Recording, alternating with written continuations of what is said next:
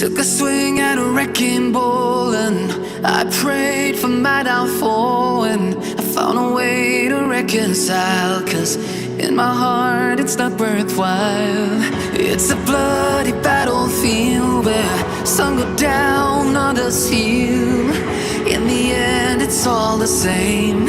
All you can do is play the game. Oh, do we say goodbye? Refuse to question why. Do we play the game? Oh, do we say goodbye? Refuse to question why. Do we play the game? Do we say goodbye?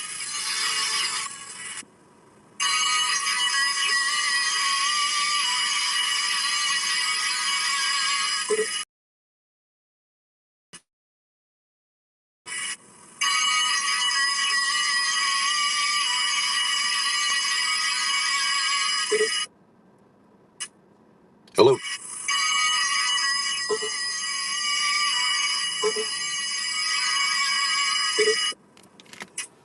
Hello.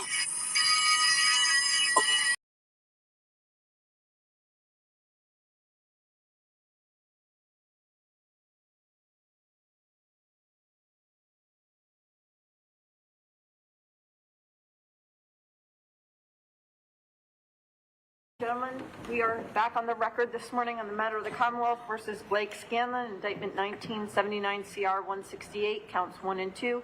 Counsel are present. Mr. Scanlon is present. Okay, is there anything we need to take up before we get going?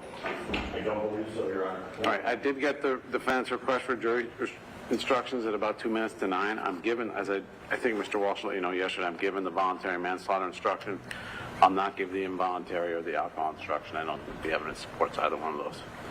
So your rights are reserved to the extent that they were made or lodged. So you can have up to 45 minutes for closing. I'm not sure you're going to need it, but I give a 5-minute warning and then a 2-minute warning. All right? So if there's nothing else, you can get him, bring him in.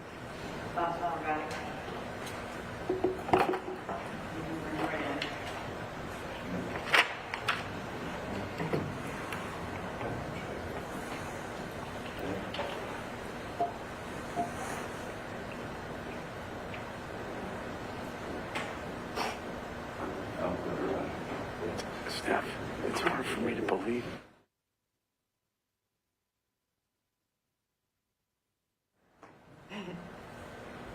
I'm sorry, did you both have an opportunity to take a look at the verdict slips? Yes. They're acceptable? Yes, Your Honor. Thank you.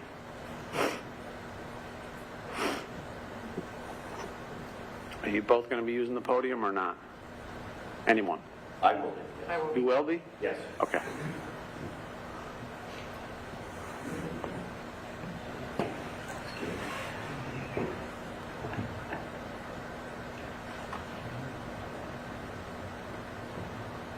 Take this down.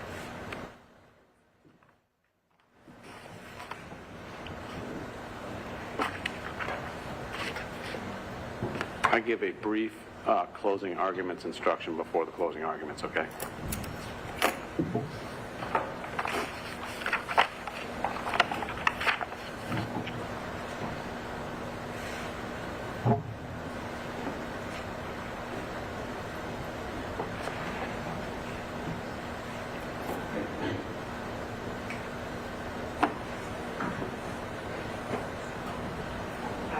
I may or may not take a break between the closings. I'm giving the charge as well, just so you know.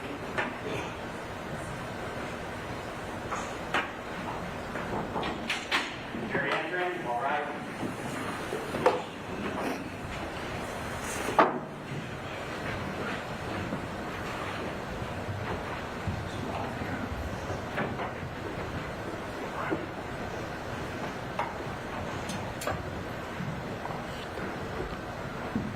Step.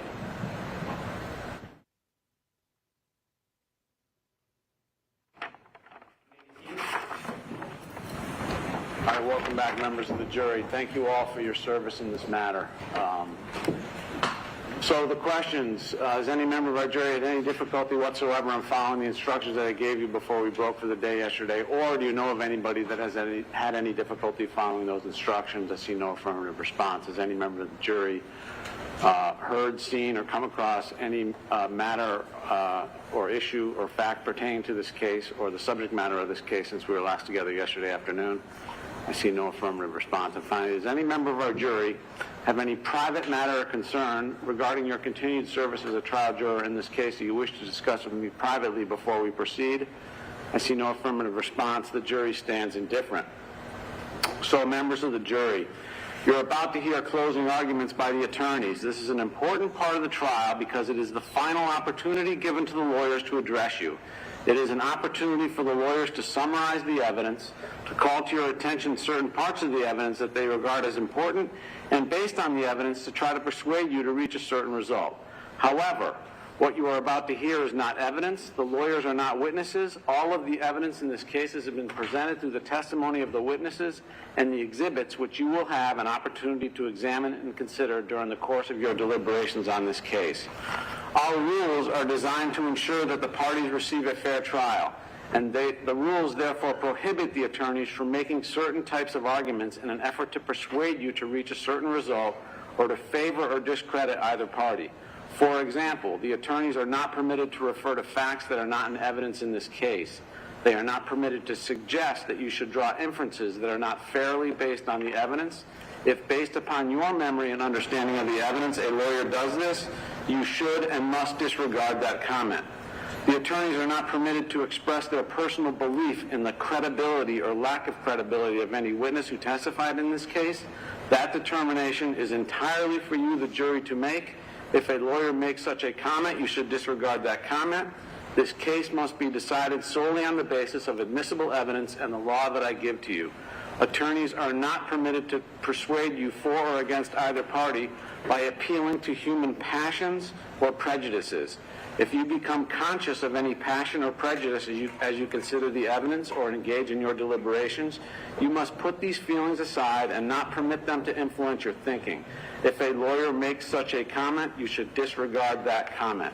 We are now prepared and ready for the closing arguments. I'll invite Attorney Elkins to do so.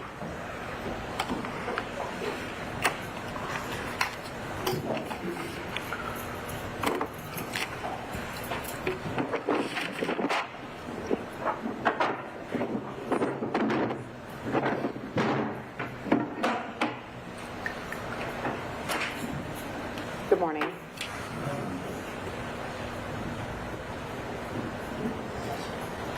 In a few minutes after I speak and after ADA Green speaks, the judge is going to be explaining to you that in charging Blake Scanlon with first-degree murder, that the Commonwealth has taken upon itself to prove every element of murder beyond a reasonable doubt. And of course, that's their burden. But the judge is also going to be explaining to you that in charging Mr. Scanlon that way, they have also taken upon themselves the burden of proving beyond a reasonable doubt that there was no mitigation. And the judge is going to explain to you what that means. And in this case, specifically what it means is that the judge is going to talk to you about how that there are some things that are so, in the experience of human experience, that reasonable people can experience overwhelm, anger, emotion, such that they can't control themselves. And that is something that you can consider. And what this means when you begin your deliberation, you must, for a moment, at least in your discussions, put aside the outcome, the very horrible, terrible outcome, and spend some time wrestling with what led up to this tragedy. Now, one thing is clear. Miss Avery, Mr. Scanlon, at the time of this incident, were still in a relationship. That doesn't mean that a split wasn't coming. It doesn't mean that that hadn't been communicated to Mr. Scanlon, to Blake. Were they splitting up? Yes, they were. But on this night, they had, at that point, been on again and off again since at least 2016. They had committed in June of 2018 to living together because a baby was on the way. They committed to living together, to making a family together, and making a home together. And Mr. Scanlon, Blake was there in August when Darla was born. He was there at Christmas, celebrating that first Christmas together. They were there. They were a family. They were a home. And he was working during that time. You'll see in some of the text messages that are before you that he was working to provide for his family, for their home. And this is where I'm asking you all to look at this circumstance, which is undoubtedly inconceivable to every one of us in here. But to say to yourself and step back from that outcome, that inconceivable, horrible outcome, and think about the fact that when you have a child and when you have a home together, even if things are coming to an end, it's not just as simple as saying out loud, I want this to be over, and that everything in your entire life changes immediately. The love and care and concern that you each have for each other doesn't just turn off like a light switch. And in that moment, on January 11th, 2019, yes, the relationship was ending. The logistics of who was moving and where they were going and when that was happening was certainly in the air. But Blake, at that moment, had every reason to hope, and I think every one of us would hope in that situation, the splitting up of a family, the breaking up of a home, that as you're charting a course for what life looks like after that split, as you're each finding what family and home looks like after you part, that you'll consider each other.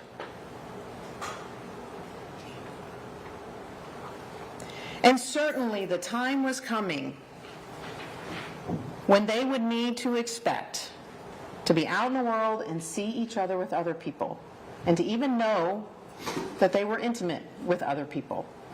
Certainly that time was coming. But on that night, they were still sleeping under the same roof, in the same home. They were raising their child. They were in an adult relationship with adult considerations that don't just turn off as if you're breaking up overnight. By all appearances, the evidence in every way suggests they were both coming home to 92 White Street that night, whatever their separate plans were. And so, of course, when Blake Scanlon opened the door to that truck, he was devastated. He was distraught. Anybody would be. This is the part where you have to put aside the outcome for a moment and consider in that moment, would reasonable people be upset and overwhelmed in that moment? And I suggest to you, beyond reasonable doubt, they would be.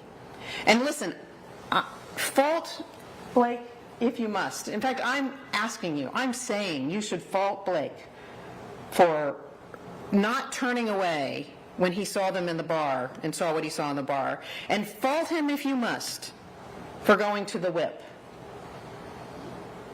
Absolutely. He should have removed himself from the situation. I can't disagree with that. But Alexis knew he was there too. Alexis knew she was going home that night with him. And when he opened that door to the truck, it was because of what he had seen. And of course, he saw what he saw.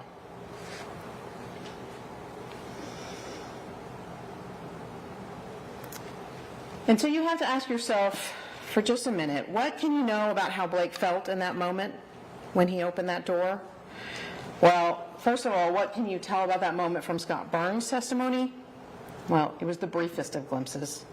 It was a moment that for Mr. Burns was startling too, embarrassing, perhaps.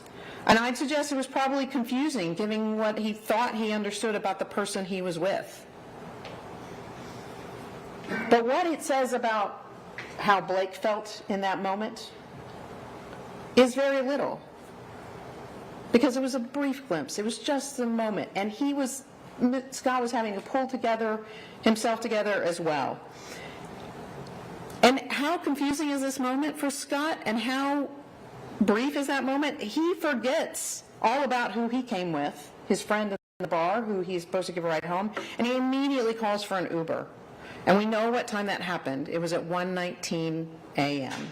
You'll see that Uber receipt. But part of what you have to decide is, was Blake Scanlon in fact overwhelmed and distraught? And I would suggest to you that brief moment from Scott Burns doesn't tell us very much about that. But he did hear them arguing. He did hear that it was immediately, we need to go home. And he couldn't see them or where they went, but he heard them arguing, and then they were gone. And so if, like when you put a pot on the stove and you turn on the range, if that's the moment of provocation, if that is the moment when somebody is experiencing something that they would have overwhelmed and distraught and, yes, anger and emotion about, the judge is also going to explain to you that the law says that you have to think about time to cool down. What can we expect in terms of, and what does the law require in terms of cooling down before you think about whether or not this mitigates? And I am going to suggest to you, and I say to you, that before you can answer the question of did he cool down, was there time for him to cool down, I ask you to think about whether or not the heat had even been turned off at that point in time. By far, the best thing for these two people to have done after that emotional, difficult moment would have been to not go home together, 100%. But I ask you to think about what Scott Burns said he heard Alexis say in that moment, because it tells you a lot about what came in the minutes afterwards. I don't want to be with you, Blake. I want to be with him.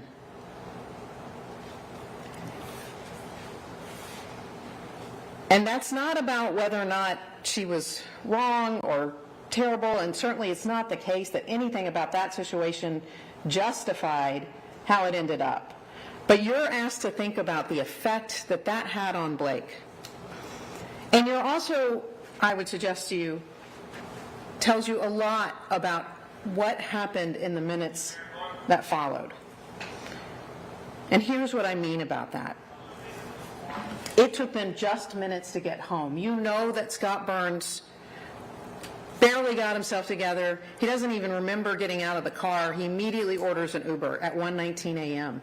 You'll look at those videos that we looked at yesterday, and you'll see that by 1:20 or 1:21, they're turning the corner onto their street. They're literally seconds away. It is just mere minutes from that moment of discovery until they're back to their home.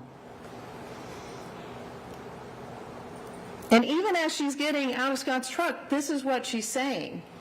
And so there's every reason to infer, every reason, that that was just the first thing she said to him in an argument about what Blake had just seen. A thing that anyone in that situation would have been overwhelmed by. And you can be sure that that discussion continued on that very short car ride home. And when they get to the apartment, the heat stayed on. It's still at a boil. There's not a cooling off period in that scenario. We know that things happened very quickly after they got home, and here's how you can know that. She's still in the same top that she went out in. Nobody got into their pajamas. Nobody turned on the TV. There's no evidence of that. In the kitchen in their small apartment, steps from the door they came in on, they're in the kitchen. There's no place to sit. They're standing. The discussion is continuing. And based on what you heard about what she said when he first discovered it, you can be sure, I suggest to you, you can be sure it is a very fair inference that the nature of that conversation and what she was saying and how things were going, that was not a discussion that was turning the heat down in any way. And so they're in the kitchen. The knife is an impulse away.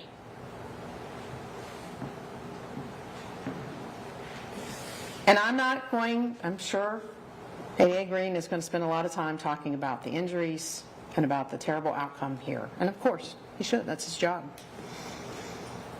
But I would ask you to consider one thing about the circumstances of the outcome. What is that kind of outburst, but a loss of control?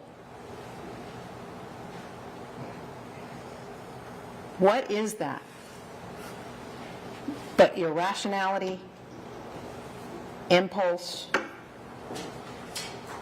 and loss of control. All of that occurred by any fair estimation of this evidence, within minutes of Blake opening that truck door and seeing what he saw. Now, you're going to see, they were home within minutes. And you're going to see that there were text messages between Alexis's phone and Caitlin's phone, back and forth. And I'm going to suggest you make of those what you will, about who sent them, about what had gone on in the apartment, in the home before then. But know this, no matter what you think about who sent them and what had happened at that point, it was not even an hour since Blake saw what he saw. Less than an hour of uninterrupted overwhelm in the aftermath of an experience that anybody would find difficult and overwhelming.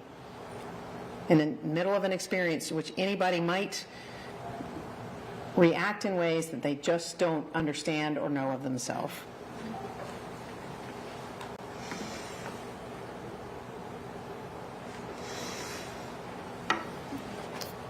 The judge is also going to tell you about something called consciousness of guilt. There is a lot. This was a very short trial for a murder trial, and a lot of what we talked about was about what happened after we know Miss Avery died. These texts back and forth, Blake answering on her phone as if he is her, and the searches. And the judge is going to tell you that you can consider all of those things for consciousness of guilt. And this is what I say to you. Absolutely. Absolutely. In every way, everything about how Blake responded in that distraught and terrible aftermath showed that he was very conscious that he had done a very terrible thing. But that doesn't answer the question of what led into it when it happened. I'd also suggest that those acts, when you consider them, the first thing he does is he tries to kill himself. He tampers with the stove. He texts back in this way. Those are not the actions of someone who had any sort of plan, not even for a minute. Not for what happened, and certainly not for what would happen after he had done the terrible thing. But a point does come when he sobers up, when he awakens to know that he has not done what he set out to do when he tried to kill himself. And he finally just says it. He says he did this terrible thing. Says it to the 911 dispatcher. He says it to his mom in text. He says it to the police. And he is here today through me saying it to you. So yeah, you should consider the consciousness of guilt. But that doesn't answer the question that you're here to answer today, which is, has the Commonwealth proved what it has charged? Every element, every part of it, including the part that maybe we don't even want to allow Blake, which is to say, beyond a reasonable doubt, has the Commonwealth proved that there was no mitigation here, as the judge will explain to you it means. So I am doing something that I don't do very often in this job. I am asking you to find Blake Scanlon guilty. But I'm also asking you to follow the law, to hold the Commonwealth to its burden of proving beyond a reasonable doubt everything that it is charged. Over and over again, Judge Callan has said to you, you have to put, and we said it at sidebar when we were selecting you as a jury, over and over again we said you must put aside the anger, the emotion, and the sympathy. And these are all things I very much actually hope you experience when you think about the outcome of this and when you look at those pictures. I wouldn't want a jury that didn't have a reaction to that. That's not what this system is about. But I hold you to your word and the oath that you took. And after speaking to all of you, I believe that you're on this jury because you committed to doing as you said you would. Just putting aside the emotion and the anger at the outcome, which is understandable. And considering everything that went into what happened. And I do want to close by saying, when you return a verdict of guilty, as I ask you to do for voluntary manslaughter, you're not saying that anything about what Blake did was okay. I want to be really clear about that. This is not the law saying that, and this is not you saying with that verdict, that anything that Blake did that night was reasonable or excusable or justifiable in any way. That is a much different thing than what I'm asking of you today and what the law demands of you today.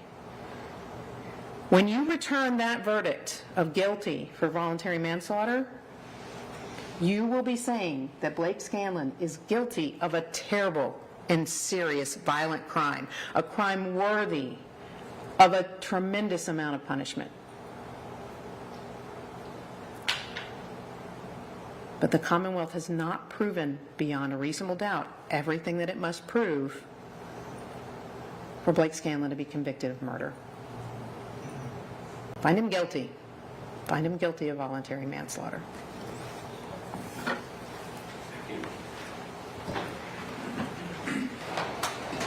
Attorney Green. Okay.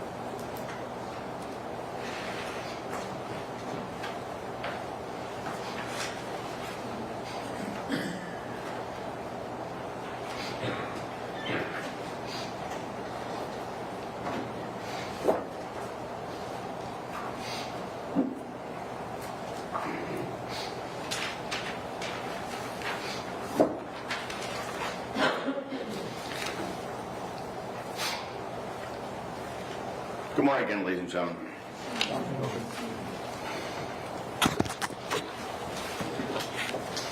Blake Scanlon knew that his relationship with Alexis Avery was over. but he was never going to let her leave him. On New Year's Day of 2019, Alexis told Blake it was over, and she made sure to do it in front of her close friend and cousin, Caitlin, for moral support. On Thursday, January 10th of 2019, the defendant sends a text message to Alexis acknowledging that their relationship was over. And on Friday, January 11th of 2019, before Mr. Scanlon leaves the apartment, he is once again overheard saying and acknowledging that his relationship is over as he mopes around the apartment and says things like, "My family is leaving me." Blake was not part of Alexis's plan that night. In fact, he was not a part of her plan going forward at all. Alexis created a Facebook page that said she was single. She started talking to Scott Burns from her work. Alexis and Scott made plans to go out on a date. And as they were doing so, Alexis and Caitlin were getting ready in their apartment after the defendant left. They were doing their makeup and listening to music and getting dressed. And Caitlin told you what Alexis was wearing. A pink crop top with jeans that had holes down the sides. Alexis and Caitlin went to the Maple Leaf around 9 p.m. And Scott and his friend showed up shortly thereafter, as was the plan. And Alexis was certainly acting like she was single. Scott thought she was single. Blake knew she was single. He just couldn't accept it. Scott said Alexis was on the lookout for her ex. Caitlin went even further and told you that Alexis kept looking at her phone to see where Blake was because she wanted to avoid running into him. But she did run into him, and it was not by happenstance or coincidence. The defendant followed her to the Maple Leaf, and Caitlin noticed immediately. Alexis was now focused more on Scott, and the two of them were sitting at the bar, openly flirting, hugging, kissing. Scott was also preoccupied with Alexis at that point in time. He didn't know who Blake Scanlon was. He didn't even remember him being at the first bar. But he was. It was because Blake showed up at the first bar that Alexis and Caitlin decided to leave. Let's get out of here. Let's go over to the whip. They paid their tabs, and they told Scott and his friend where they were going. Not Blake. Scott, we're going to go over to the whip. Come meet us over there. And he did. Caitlin's best estimate is that they got to the whip around 10:30 or 11. But it didn't end there. The defendant, once again, found them. Showed up at the whip. Not long after, Alexis and Caitlin were there with Scott and his friend. Alexis and Scott were still hitting it off. They were sitting at the bar, being very open about the flirting and the hugging and the kissing. Caitlin told you that the defendant was standing in the corner by the pool tables, just staring at them and watching them like a hawk. He saw what was happening. So much so that Caitlin grabbed the defendant and took him outside and said, "What are you doing?" And Blake knew what he saw. He said, "Why the fuck are they hugging? If I see that again, I'm going to fuck him up." Caitlin went back in and told Alexis that Blake is seeing what's going on. But Alexis didn't stop. She didn't care. Blake wasn't her boyfriend. Now, the time frame on this is a little unclear, but it will become important. At some point in the night, Alexis misplaced her mother's car fob to the Mazda. And you'll remember that the defendant took Alexis's car that night, and Alexis went and borrowed her mother's car so they could go out. And at some point during that that evening, Caitlin and Alexis started to look for that key fob. Now, they didn't bring purses with them. They didn't have a lot of places to look. Alexis didn't have the key fob. They looked inside the bar. They looked outside the bar. They looked everywhere.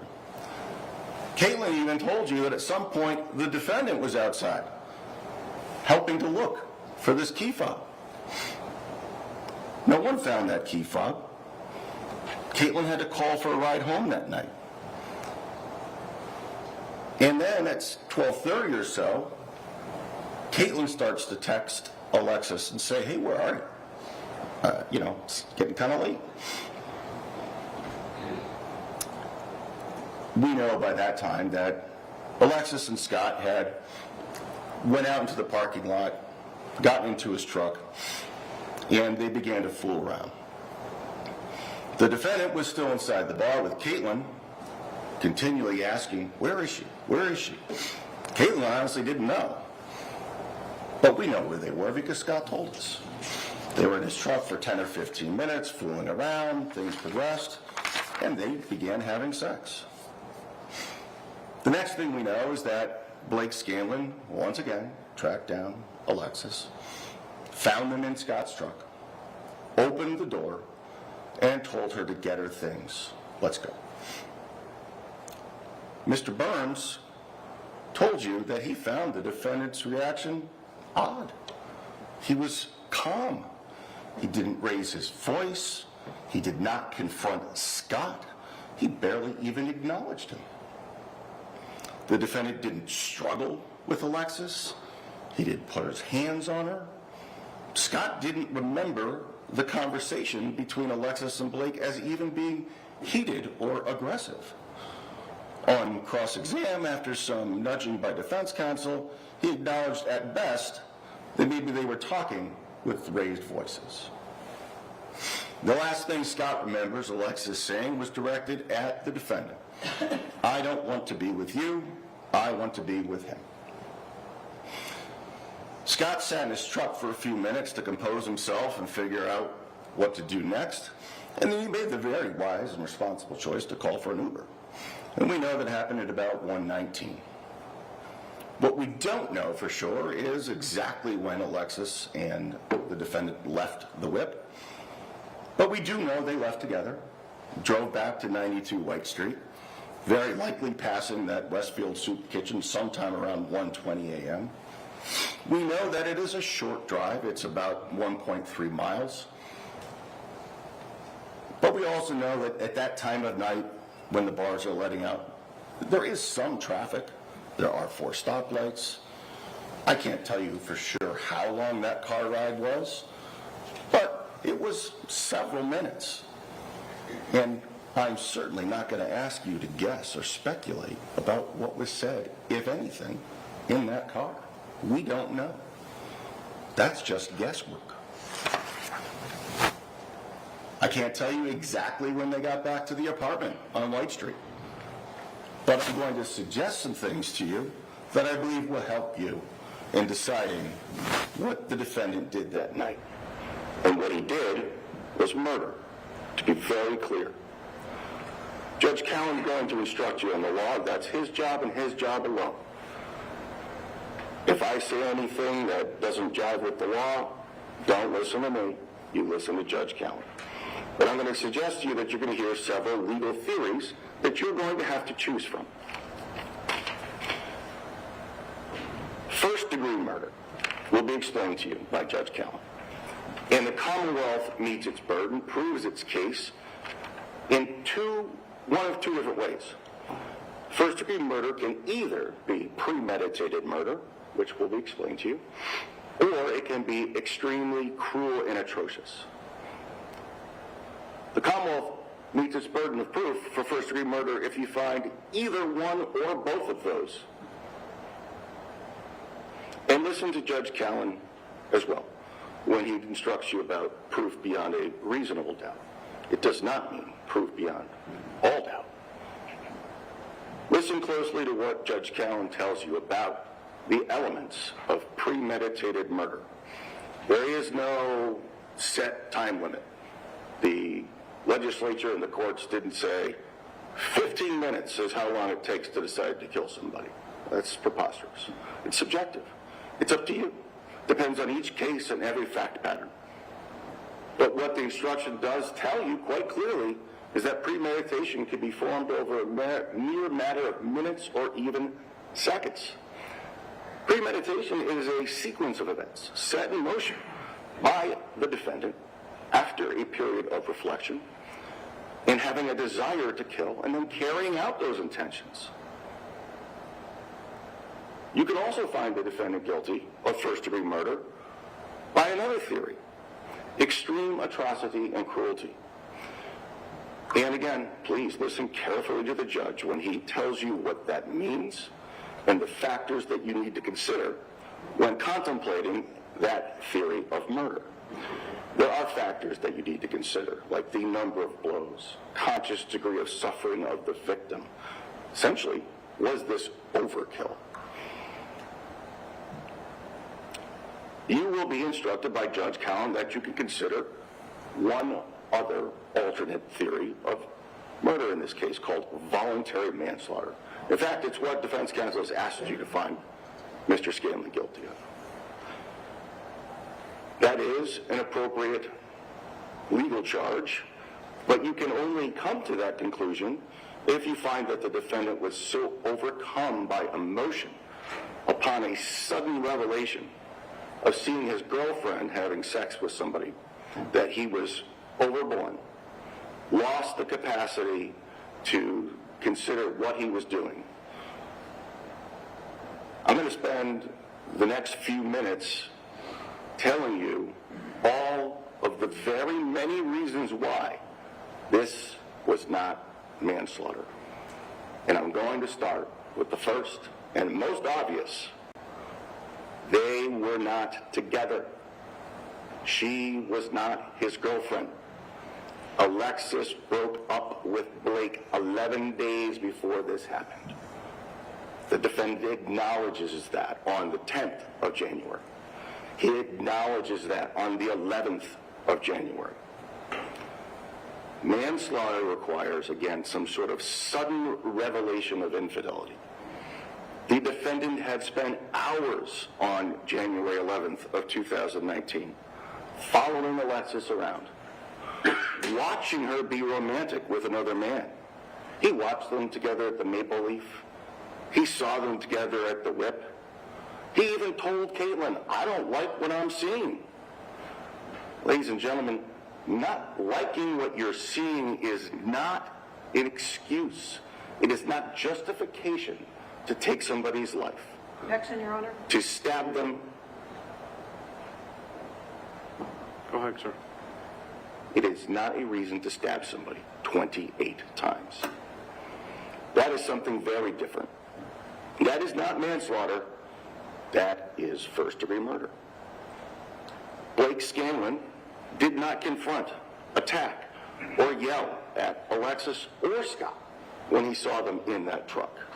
He was not so overcome with emotion that he picked up a rock off the ground and started to beat both of them. That might be manslaughter, but that's not what happened. Blake calmly and coolly said to Alexis, "Get your stuff, let's go home." Blake Scanlon was able to control himself when he saw Alexis and Scott at the Maple Leaf. Blake Scanlon was able to control himself when he saw Alexis and Scott together at the Whip. Blake Scanlon was even able to control himself when he actually saw Alexis and Scott having sex in the parking lot. Blake Scanlon was able to control himself on the ride back to 92 White Street. Remember, there was no evidence of a struggle in the car. This assault didn't take place in the ride home. The defendant wants you to believe that Blake lost control. That is exactly not what this evidence proves. Blake Scanlon decided to kill Alexis Avery. He decided to do it in the privacy of their apartment. He decided to end her life. He knew that she didn't want to be with him. He had known for weeks. He decided that if he couldn't have her. Nobody else was going to have her. He decided where the assault was going to take place. In the privacy of their apartment, where there'd be no witnesses or nobody to stop him, no knight in shining armor coming to her rescue. I'm going to ask you to consider this piece of evidence very carefully as well, when you're thinking about the defendant's state of mind. Is that on? Check.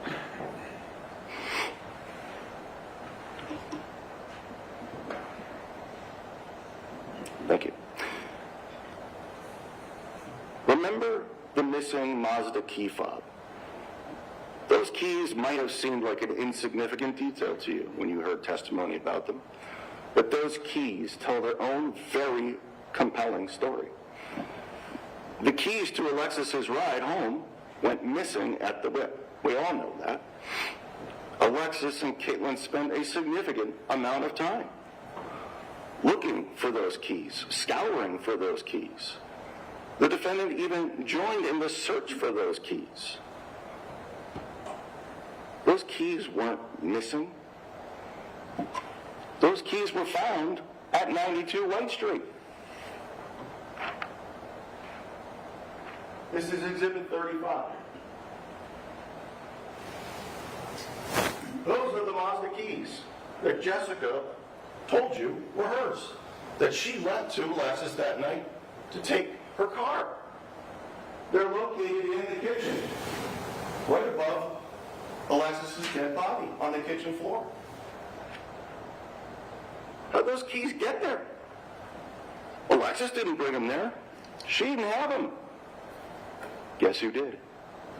The only other person that went back to White Street that night, Blake Scanlon. He had those keys the whole time when he was looking for them. He was going to make sure she went back to White Street with him that night because he took her keys.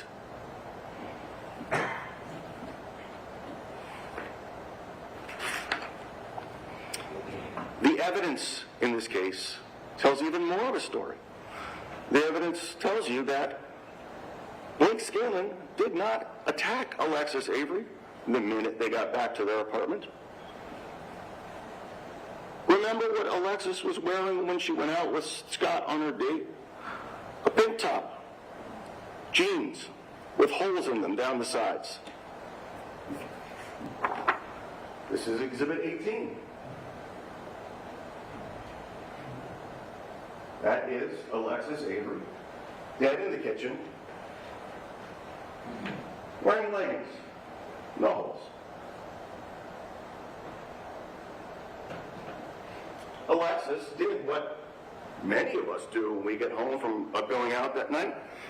She changed into her comfy pants, put on some fuzzy socks. Blake Scanlon waited for her to change. Then he went into the kitchen and got a knife.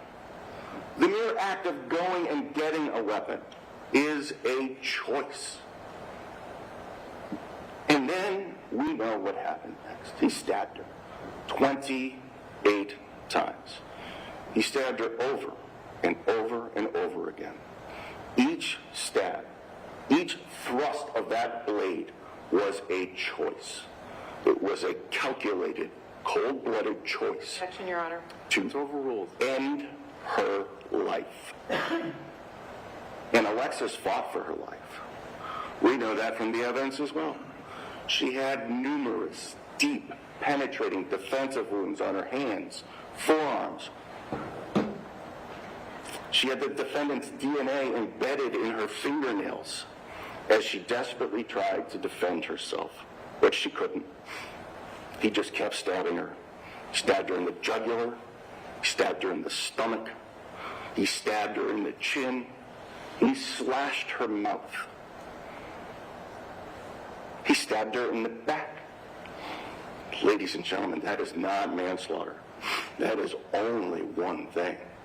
That is first-degree murder under either theory, under both theories. Waiting to commit a crime, choosing where to commit the crime, and then carrying through with that crime is premeditated. And stabbing somebody 28 times, by its very nature, is extremely atrocious and cruel. Any one of those wounds sustained at the hands of the defendant could have killed her, could have been fatal. But he didn't stop with one fatal injury. He kept going and going. That's overkill. That's extreme. And we know, unlike a gunshot to the head that might be quick, being stabbed over and over again 28 times and being left to bleed out on the kitchen floor, as we know did happen, that Alexis suffered. The medical examiner told you it would have taken several minutes for her to die the way she did. This was not a quick death. This was a painful and drawn-out death. That is first-degree murder based on extreme atrocity and cruelty. What happened after the defendant killed Alexis is also quite telling. We know that he killed her sometime in the early morning hours of Saturday, January 12th of 2019.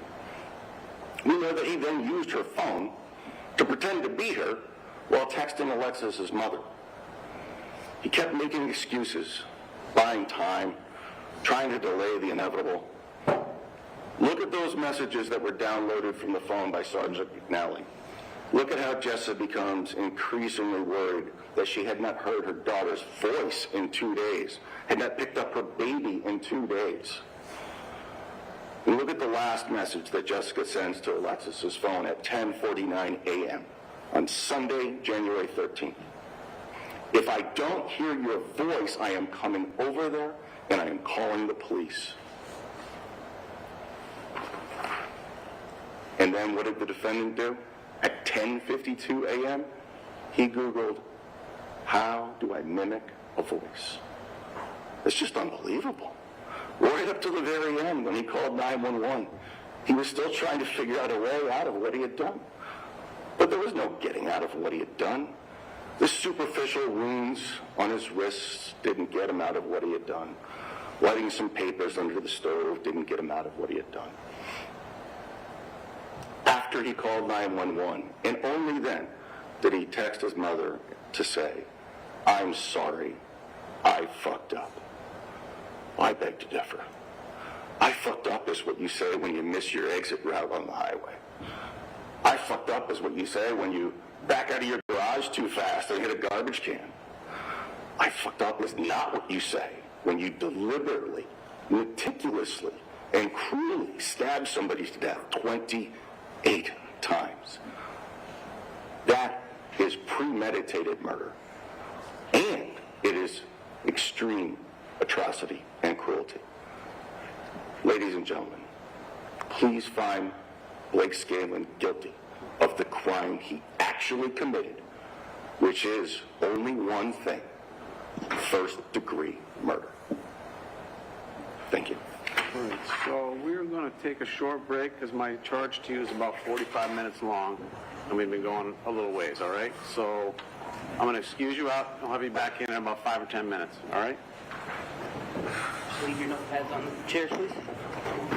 Chair Avery. All right.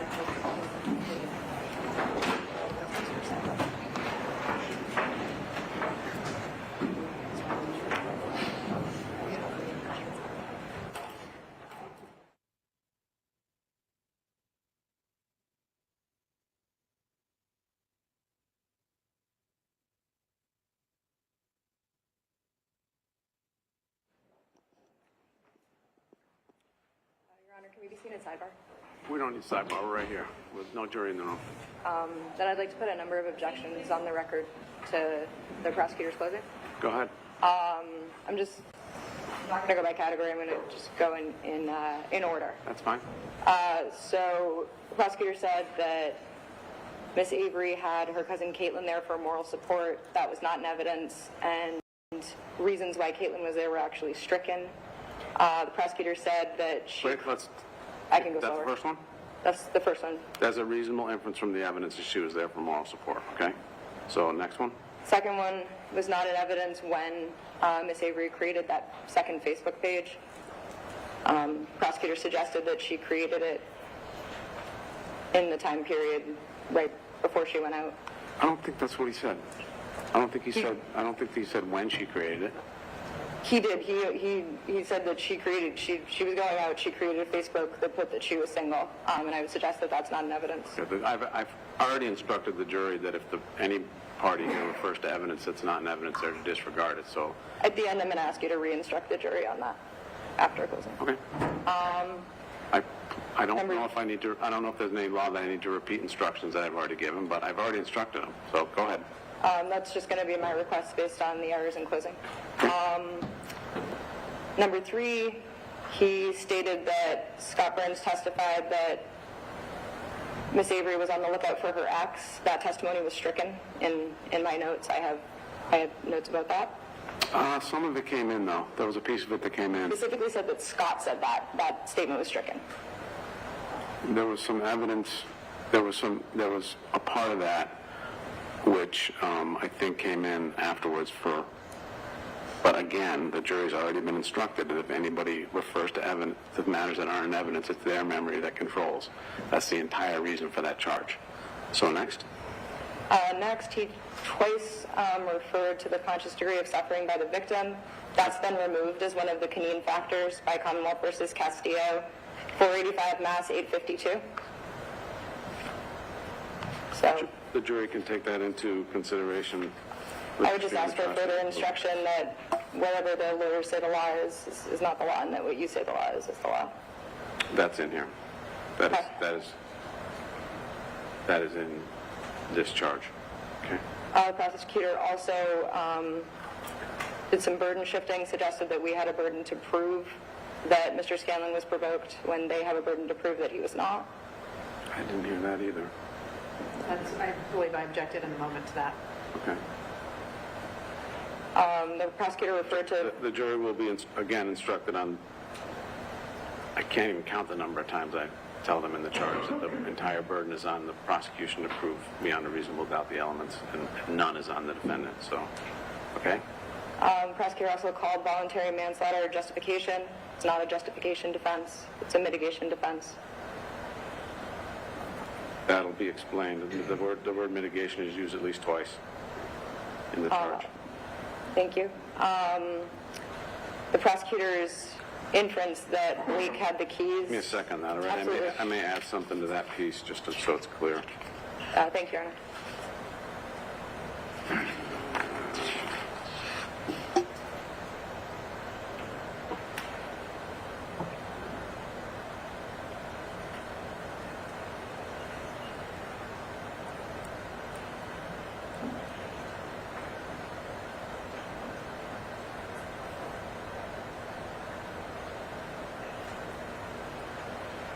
That sentence is in there. Voluntary manslaughter is not a defense. It's a mitigation. Okay. Thank you, Your Honor. Next, the prosecutor asked the jury to infer that Mr. Scanlon had those keys. I believe that that's asking the jury to speculate about the that's evidence. interesting, right? Because there's a fair inference in the evidence that she did not have the keys. The jury, I think, can be permitted to infer that he had the keys because she got in his car. She didn't have a means to get home. So it's a fair inference that I've always kind of wondered in the evidence why she got in the car and went home with him. The jury can draw the inference that she got in the car because she had no other way to get home. So that's a fair inference. Since I'm putting everything on the record, the prosecutor said that she was wearing fuzzy socks. There's no evidence of fuzzy socks. She was wearing socks. She was wearing socks. Okay. Again, I instructed them that I haven't examined the picture. I'm not sure. Yes, Your Honor. I guess the jury... No, I'm also making a record. Of course, but I haven't closely examined the picture. Almost all socks are fuzzy, so of some kind, unless they're nylon. So, and the jury's been already instructed that they're to disregard any matter that they don't recall as the evidence. I have two more. Okay. Prosecutor suggested that the wounds to Miss Avery's arm were penetrating. The medical examiner testified that most of those were superficial and not very deep. Penetrating is breaking the skin. I think that the least penetrative, well, there was one that was very superficial, but some were up to a quarter inch, and I think that was the testimony with respect to the arm. I agree. And again, the jury's been instructed to disregard anything that anybody says in the case that's not the evidence. They This is recall. the last one. The prosecutor suggested that any one of the 28 wounds could have been fatal, and that was simply not the testimony of the medical examiner. Yeah, what do you want? I hear you on, well, what did he say about that, Mr. Green? He said that there were multiple injuries that could have caused her death in and of themselves. The prosecutor's words were any one of those wounds, referring to 28 wounds, and my memory is that wounds E and F could have been fatal, and that wound N could have been fatal. That's my memory of the testimony. That's my memory of the testimony, but again, the jury has been instructed to disregard any comments by anybody that they don't recall as the evidence. So as they recall the evidence. And I would move for a mistrial based on the number of errors in the prosecutor's closing. Okay, the motion for mistrial is denied. Thank you, Your Honor. All right, so anyone need a break, or should we roll right into it? I'm ready. I'm ready, Your Honor. All set, Jen.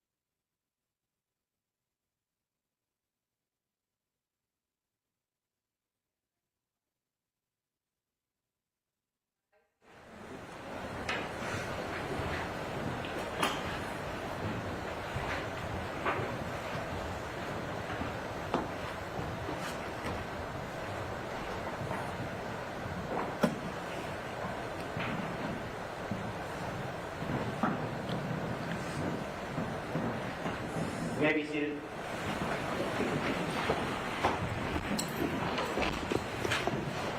Members of the jury, it is now my duty to instruct you about the applicable law so you can perform your duty of deciding the disputed issues of fact in this case. You must follow the law as I stated to you, whether you agree with it personally or not. What the lawyers may have said or suggested what the law is not necessarily the law. It is my responsibility and mine alone to instruct you as to what the law is and how you must apply the law to the facts that will be your responsibility to find in this case.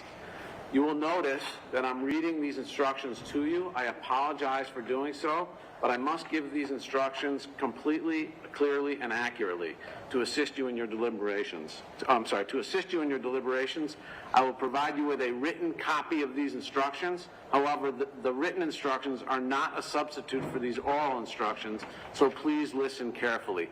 And I note that you have listened to me carefully throughout the entirety of this trial, as well as the lawyers and the witnesses, and for that, we're very grateful. And I want to thank you on behalf of the lawyers and myself. All of these instructions are equally important. You are not to overemphasize one portion of these instructions or ignore other portions. Although these proceedings have been recorded, we do not have written transcripts of any portion of the trial testimony to give you for your deliberations. You must therefore use and rely on your collective memories of the evidence in this case, perhaps assisted by your notes. Please remember, your notes are only an aid to your memory. They are not a substitute for what you remember. Your notes should not be considered by any of you as a verbatim record of what you may have seen or heard during the trial. You should use your notes only to assist you to recall what you may have seen or heard during the trial. Do not be unduly influenced by the notes of other jurors. During your deliberations, you are not to show your notes to anyone other than your fellow jurors. And at the end of each day, if you happen to be deliberating at the end of the day that you may be deliberating, your notes will be kept in a safe place until such time as you reconvene and resume your deliberations. Those notes have not been and will not be reviewed or examined by anyone, me included. After you've reached and returned your verdicts, I will direct the court officers to collect and completely destroy any notes you may have made in this case. I'm first going to talk to you about some general legal principles that apply to all criminal cases, and then I will turn to matters of law that are applicable to this case. First, let me discuss with you some general principles. Indeed, these are fundamental principles that apply to all criminal cases, and they are the presumption of innocence, the burden of proof, and the concept of reasonable doubt. This is a criminal case, and as you know, it is a cornerstone of our democracy that any person charged with a crime is presumed to be innocent until he or she is proven guilty beyond a reasonable doubt. That is a presumption that belongs to each of you. It is a presumption that belongs to me, and it is a presumption that belongs to Blake Scanlon in this case. The fact that Mr. Scanlon has been charged with a crime, indicted for a crime, or arrested for a crime is absolutely no evidence whatsoever that that individual is guilty of any crime.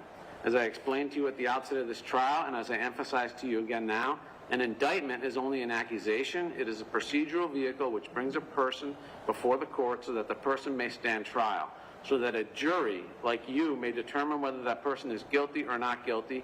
That is all an indictment is. The presumption of innocence also means that no person ever has to prove his or her innocence. No person charged with a crime ever has to explain anything to a jury. Exactly the contrary is true. It is the Commonwealth, it is the government, it is the prosecution, which must prove each and every element of a particular crime beyond a reasonable doubt before that person may be found guilty of that crime. If the government does not prove each and every element of a particular crime charged beyond a reasonable doubt, then you, the jury, must find the defendant not guilty of that crime. This burden of proof never shifts. The defendant is not required to call any witnesses or produce any evidence, since the defendant is presumed to be innocent. The presumption of innocence stays with Mr. Scanlon until and unless the evidence convinces you unanimously as a jury that the defendant is guilty beyond a reasonable doubt.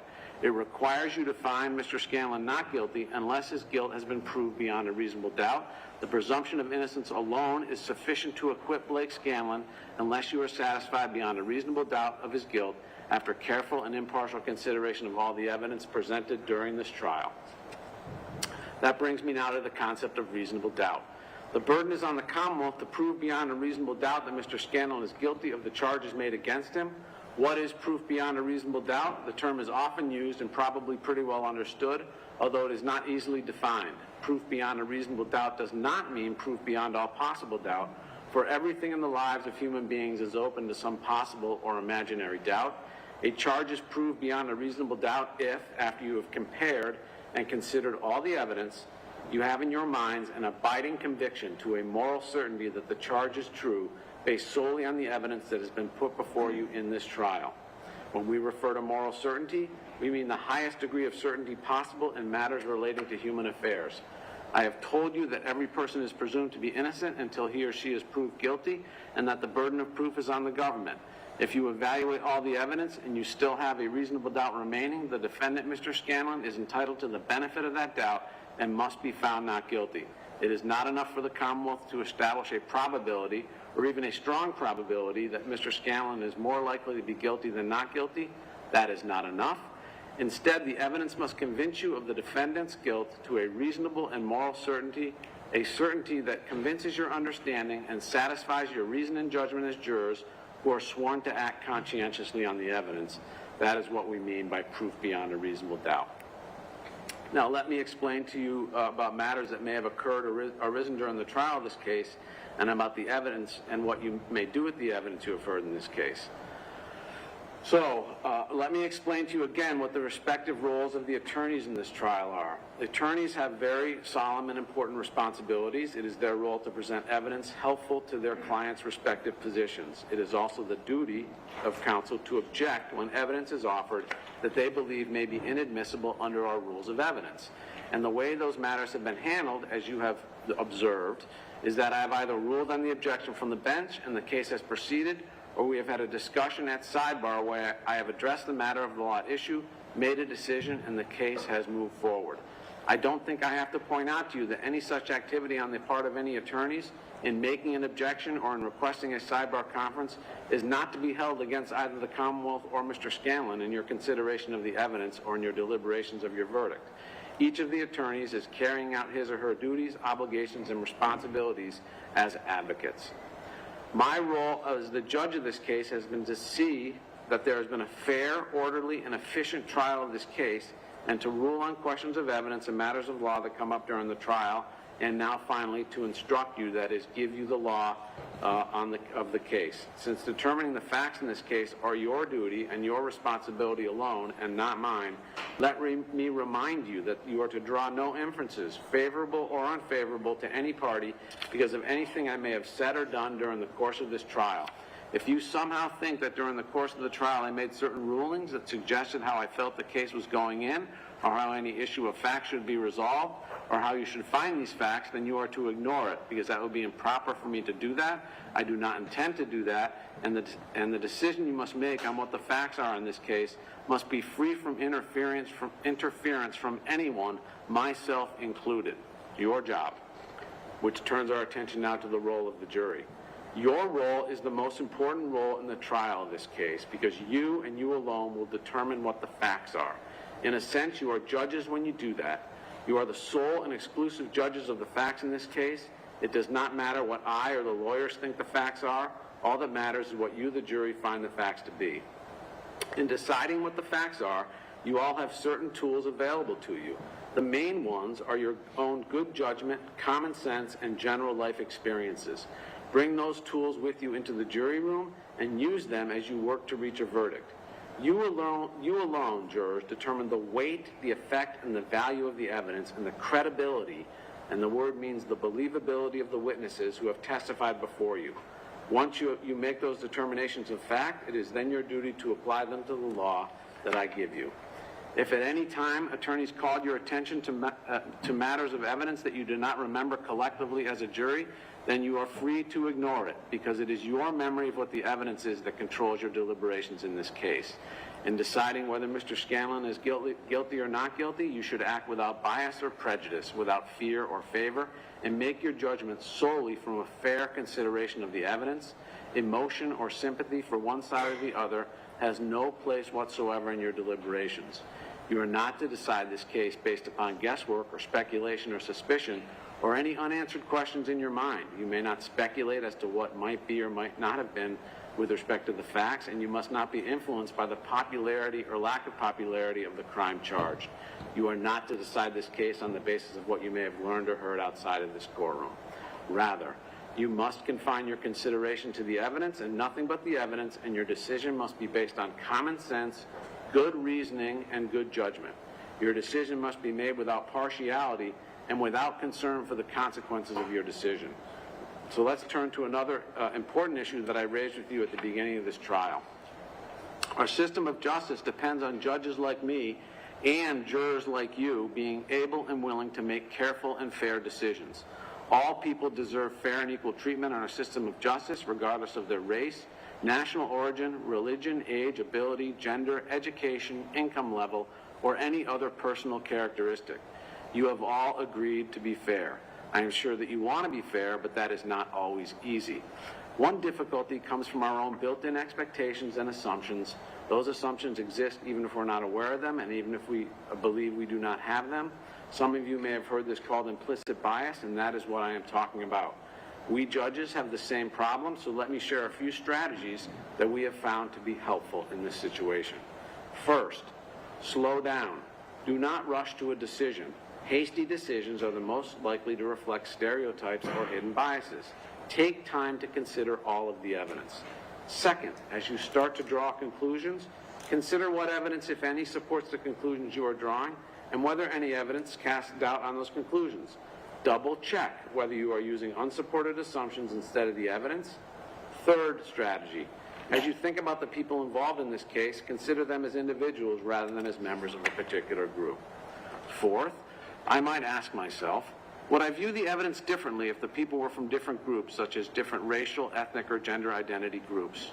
Fifth, listen to your fellow jurors. They may have different points of view. If so, they may help you determine whether you are focusing on the facts or making assumptions, perhaps based upon stereotypes. Of course, your fellow jurors could be influenced by their own unstated assumptions, so don't be shy or hesitate to speak up during your deliberations. You should participate actively, particularly if you think the other jurors are overlooking or undervaluing evidence you find important. In fact, when you explain your thoughts out loud to other jurors, you are also helping yourself to focus on the evidence instead of assumptions. If you use these strategies, then you will do your part to reach a decision that is as fair as humanly possible. That is all we ask. That is your responsibility as jurors. Let me tell you what evidence is, and equally important, what is not evidence in the case. The law does not require any particular type of evidence. Evidence may be testimonial, documentary, physical, as well as forensic or scientific. Evidence is what you have heard from the mouths of the witnesses who have testified before you under oath and given answers to the questions put to them by the attorneys on direct and cross-examination. You have all had the chance to listen to each witness, to observe each witness, to consider all of what he or she has said and how they've said it, and that is evidence. Evidence also includes photographs, discs, documents, and other items received into evidence and marked as exhibits during the trial. The quality or strength of the proof is not determined by the sheer volume of the evidence or by the number of witnesses presented at trial. Rather, it is the weight of the evidence, that is, its strength in tending to prove the issues at stake, that is important. You should consider all of the facts and the circumstances in evidence and all the witnesses that may have been presented in determining whether the Commonwealth has proved each of the elements of the crimes charged against Mr. Scanlon in this case beyond a reasonable doubt. So some things in this case have occurred that are not evidence, and you may not consider these things in deciding this case. As I've already told you, the indictments in this case are not evidence. A question put to a witness by counsel, no matter how suggestive it might be or how artfully phrased, is not evidence. It's the answer to the question, and only the answer to the question, that is evidence. Also, you may not consider, and you must not consider, and shall not consider as evidence any question, answer, or other matter that I ordered stricken from the record and told you to disregard during the trial. You may not consider any items or things that were only marked for identification but never marked as exhibits in the trial. And those matters marked for identification will not be with you in the jury room. The opening statements and closing arguments of counsel are important, helpful, appropriate, but they're not evidence in the case. The personal beliefs of me or counsel of this case on any issue in this case, on what the evidence is not evidence. Anything you may have seen or heard outside this courtroom or while you were not sitting in the courtroom is not evidence. My instructions to you that I'm reading to you now is not evidence. Consider the body of evidence as a whole. Don't make up your minds about what the verdict should be until after you've returned to the jury room to decide this case and you and your fellow deliberating jurors have discussed all of the evidence thoroughly, thoughtfully, and carefully. There are two types of evidence in a trial that you may use to determine the facts in this case. There's direct evidence and circumstantial evidence. The law allows both direct and circumstantial evidence in a criminal case, and circumstantial evidence alone may be sufficient to establish guilt beyond a reasonable doubt. Direct evidence is when a witness testifies directly about the fact that is sought to be proved and based upon what he or she claims to have seen, heard, or felt with his or her own senses. And the question then is whether you believe that witness or not. Circumstantial evidence is when no witness can testify directly about the fact that is sought to be proved, but you are presented with evidence of other facts and then asked to draw reasonable inferences from them about the fact that is sought to be proved.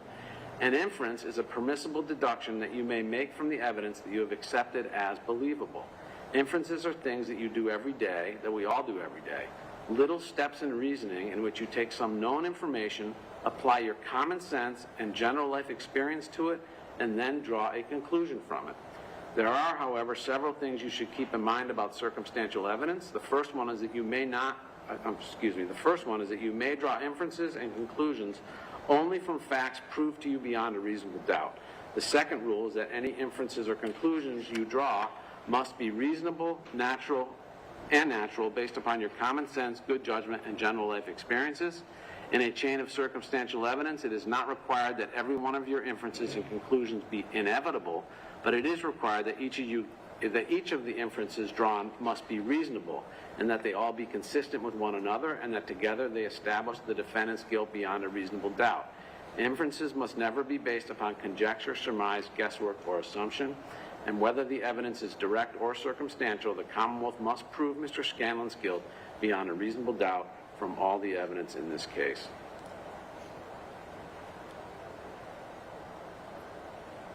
Jurors, you have heard evidence suggesting that Mr. Scanlon may have done or said certain things that may be considered as consciousness of guilt. If the Commonwealth has established these, you may consider whether such actions indicate feelings of guilt by Mr. Scanlon, and whether in turn such feelings of guilt might tend to show actual guilt on these charges. You are not required to draw inferences, and you must not do so unless they appear to be reasonable, considering all of the circumstances in this case. If you decide that such inferences are reasonable, it will be entirely up to you to decide how much importance to give them. However, you should always remember that there may be numerous reasons why an innocent person might do such thing. Such conduct does not necessarily reflect feelings of guilt. Please also bear in mind that a person having feelings of guilt is not necessarily guilty. In fact, for such feelings are sometimes found in innocent people. Finally, remember that standing alone, such evidence is never enough by itself to convict a person of a crime. You may not find Mr. Scanlon guilty on such evidence alone, but you may consider it in your deliberations along with all of the other evidence in this case. Witness credibility.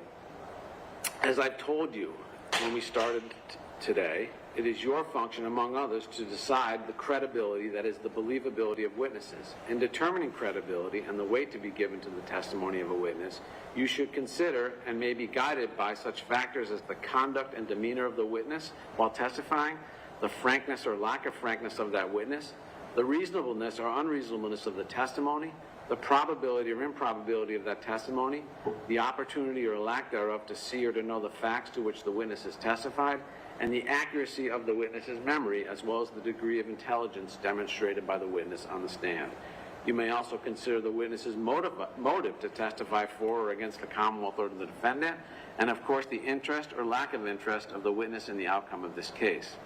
You may also take into consideration the age and character and appearance of the witness at the trial, as well as any bias he or she has shown for or against either Mr. Scanlon or the Commonwealth in their testimony, in determining the credit to be given to that particular witness's testimony. In evaluating a witness's credibility, you may take into consideration any benefit a witness received or any hopes of. You should consider the testimony of a police officer or other law enforcement officer just as you would consider all the other testimony in this case.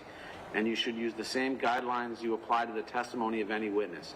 In no event should you give any greater or lesser credence to the testimony of a witness just because he or she is a police or law enforcement officer.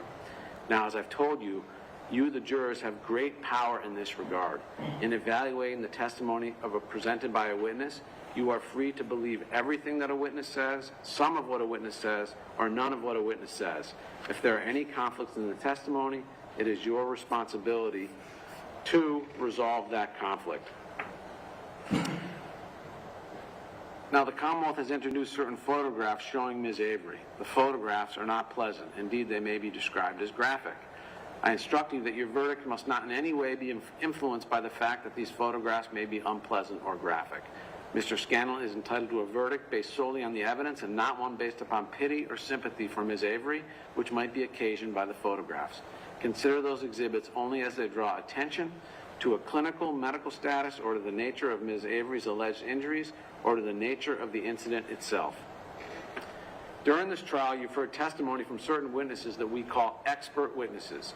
Ordinarily, a witness may testify only to things that he or she has either saw or heard or somehow sensed, but when matters are brought out that are technical in nature or beyond the knowledge of the average person, a witness may be called to give his or her opinion to assist the jurors in understanding the evidence. Such expert opinion evidence is subject, however, to the same rules that I told you about with respect to other witnesses. That is, you may believe all of it, none of it, or anything in between those two extremes.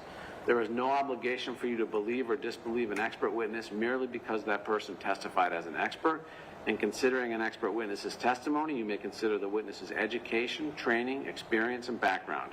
You are also free to accept or reject the expert's testimony in whole or in part if you are not satisfied that it is based upon the facts of the case as you find them to be, or if you find that the expert does not have a sufficient basis in fact upon which to support the opinion, or if you find that the expert has not had sufficient opportunity to observe that which the expert purports to have observed, or if you find that the opinion is motivated by bias or by the expert's own interest in the case.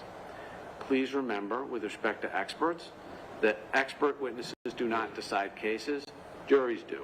In the last analysis, an expert witness is like any other witness in the sense that you alone make the judgment about how much credibility and weight you give the expert's testimony, and then what conclusions you all draw from the testimony. Prior inconsistent statements. When you evaluate the testimony of that a witness gave here in court, you may consider whether the witness made an earlier out-of-court statement that differs from or contradicts in any way his or her in-court testimony.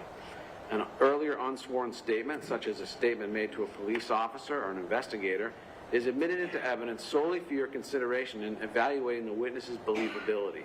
If you determine that an earlier statement is different from the way the witness testified in court, you may decide that the witness's believability is affected adversely, or you may decide that it is not affected adversely. But that is the only purpose for which you may use the earlier statement. You may not consider the out-of-court statement as evidence or proof of the truth of any fact contained in the out-of-court statement. However, when a witness's out-of-court statement was made under oath, you may consider that evidence substantively. Other acts state of mind. As I instructed earlier, Mr. Scanlon is not charged with committing any act or crimes other than the charges that are before you in this case. You heard testimony about alleged other criminal acts Mr. Scanlon was allegedly involved in. That evidence was admitted for a limited purpose only. If you find this evidence credible, you may consider it only on the issues of Mr. Scanlon's state of mind, intentions, or the existence of a plan or scheme during the time of the alleged crime. You may not use this evidence as substitute proof that Mr. Scanlon committed the crimes with which he has been charged in this case. You cannot use this evidence as proof that Mr. Scanlon is a man of bad character with a propensity to commit criminal acts. Rather, as I said, it is only relevant on Mr. Scanlon's state of mind, his intention, or the existence of a plan or common scheme. You may not consider the evidence for any other purpose, and specifically I instruct you that you may not use it to conclude that if Mr. Scanlon was involved in those other acts, he must also have committed the crimes with which he is now charged. You may have observed during this trial that Mr. Scanlon did not testify. Mr. Scanlon, as I told you twice, when I told you this one before we picked the jury, and I told you again during the pre-charge, Mr. Scanlon has an absolute right not to testify since the entire burden of proof is on the Commonwealth to prove that the defendant is guilty. It is not up to Mr. Scanlon to prove that he is innocent. In this case, Mr. Scanlon has exercised his lawful right not to take the witness stand. The fact that he is elected not to testify is in no way to be regarded by you as involving the question of his innocence or his guilt. You may not draw any negative inferences from this fact and decision. I instruct you that in the jury room, you may not speculate about why he did not take the stand. I've told you why. He has exercised his constitutional and lawful right. The fact that Mr. Scanlon did not testify has absolutely nothing to do with the question of whether he is guilty or not guilty of any offense. So you are not to consider in any way or even discuss it in your deliberations in the jury room. You must determine whether the Commonwealth has proved its case against Mr. Scanlon based solely on the testimony of the witnesses and the exhibits and evidence in the trial of this case. Now I'm going to give you the law on the charges in this case. For your purposes, they begin at page 22 of what I am reading now. The Commonwealth alleges that on or about January 12, 2019, Mr. Scanlon murdered Ms. Alexis Avery. Mr. Scanlon has denied the accusation and has pled not guilty to this charge. It will be your duty to determine whether the Commonwealth has proved beyond a reasonable doubt that Mr. Scanlon is guilty. Murder is the unlawful killing of a human being. There are 2 degrees of murder, murder in the first degree and murder in the second degree. Mr. Scanlon is charged with the first-degree murder of Ms. Avery. To convict Mr. Scanlon of this charge, the Commonwealth must prove beyond a reasonable doubt each of the elements of first-degree murder. If the Commonwealth fails to prove first-degree murder beyond a reasonable doubt, you must then consider and determine whether it has proven all the elements of second-degree murder against Mr. Scanlon beyond a reasonable doubt. If the Commonwealth fails to prove all the elements of either first-degree murder or second-degree murder against Mr. Scanlon beyond a reasonable doubt, then you must find Mr. Scanlon not guilty of this charge. The Commonwealth alleges that Mr. Scanlon committed murder in the first degree on the following 2 theories. 1, murder with deliberate premeditation, and 2, murder with extreme atrocity or cruelty. To prove Mr. Scanlon guilty of murder in the first degree with deliberate premeditation, the Commonwealth must prove beyond a reasonable doubt the following elements. First, Mr. Scanlon caused the death of Mr. Avery. Second, Mr. Scanlon intended to kill Ms. Avery, that is, he consciously and purposely intended to cause Ms. Avery's death. And 3, Mr. Scanlon committed the killing with deliberate premeditation, that is, he decided to kill after a period of reflection. The first element is that Mr. Scanlon caused the death of Ms. Avery. A defendant's act is the cause of death, where the act, in a natural and continuous sequence, results in death, and without which death would not have occurred. The second element that is that Mr. Scanlon intended to kill Ms. Avery, that is, the defendant consciously and purposely intended to cause Ms. Avery's death. Intent refers to a person's objectives or purposes. By this I mean that Mr. Scanlon must have had it in his mind to do the prescribed act. It involves concentrating or focusing the mind for some perceptible period. It is a conscious act with the determination of the mind to do an act. It is contemplation rather than reflection, and it must precede the act. In determining whether Mr. Scanlon acted intentionally, you should give the word its ordinary meaning of acting voluntarily and deliberately, and not because of accident or negligence. Intent is essentially a state of mind. It means the purpose or objective of a person at the time of the action. The intention of a person is to be ascertained by his acts, and the inferences to be drawn from what is externally visible. Intent ordinarily cannot be proved directly because there is no way of reaching into and examining the operations of the human mind. However, you may determine Mr. Scanlon's intent from any statements or act committed or omitted, and from all other circumstances that indicate his state of mind, provided first that you find that any or all such circumstances occurred.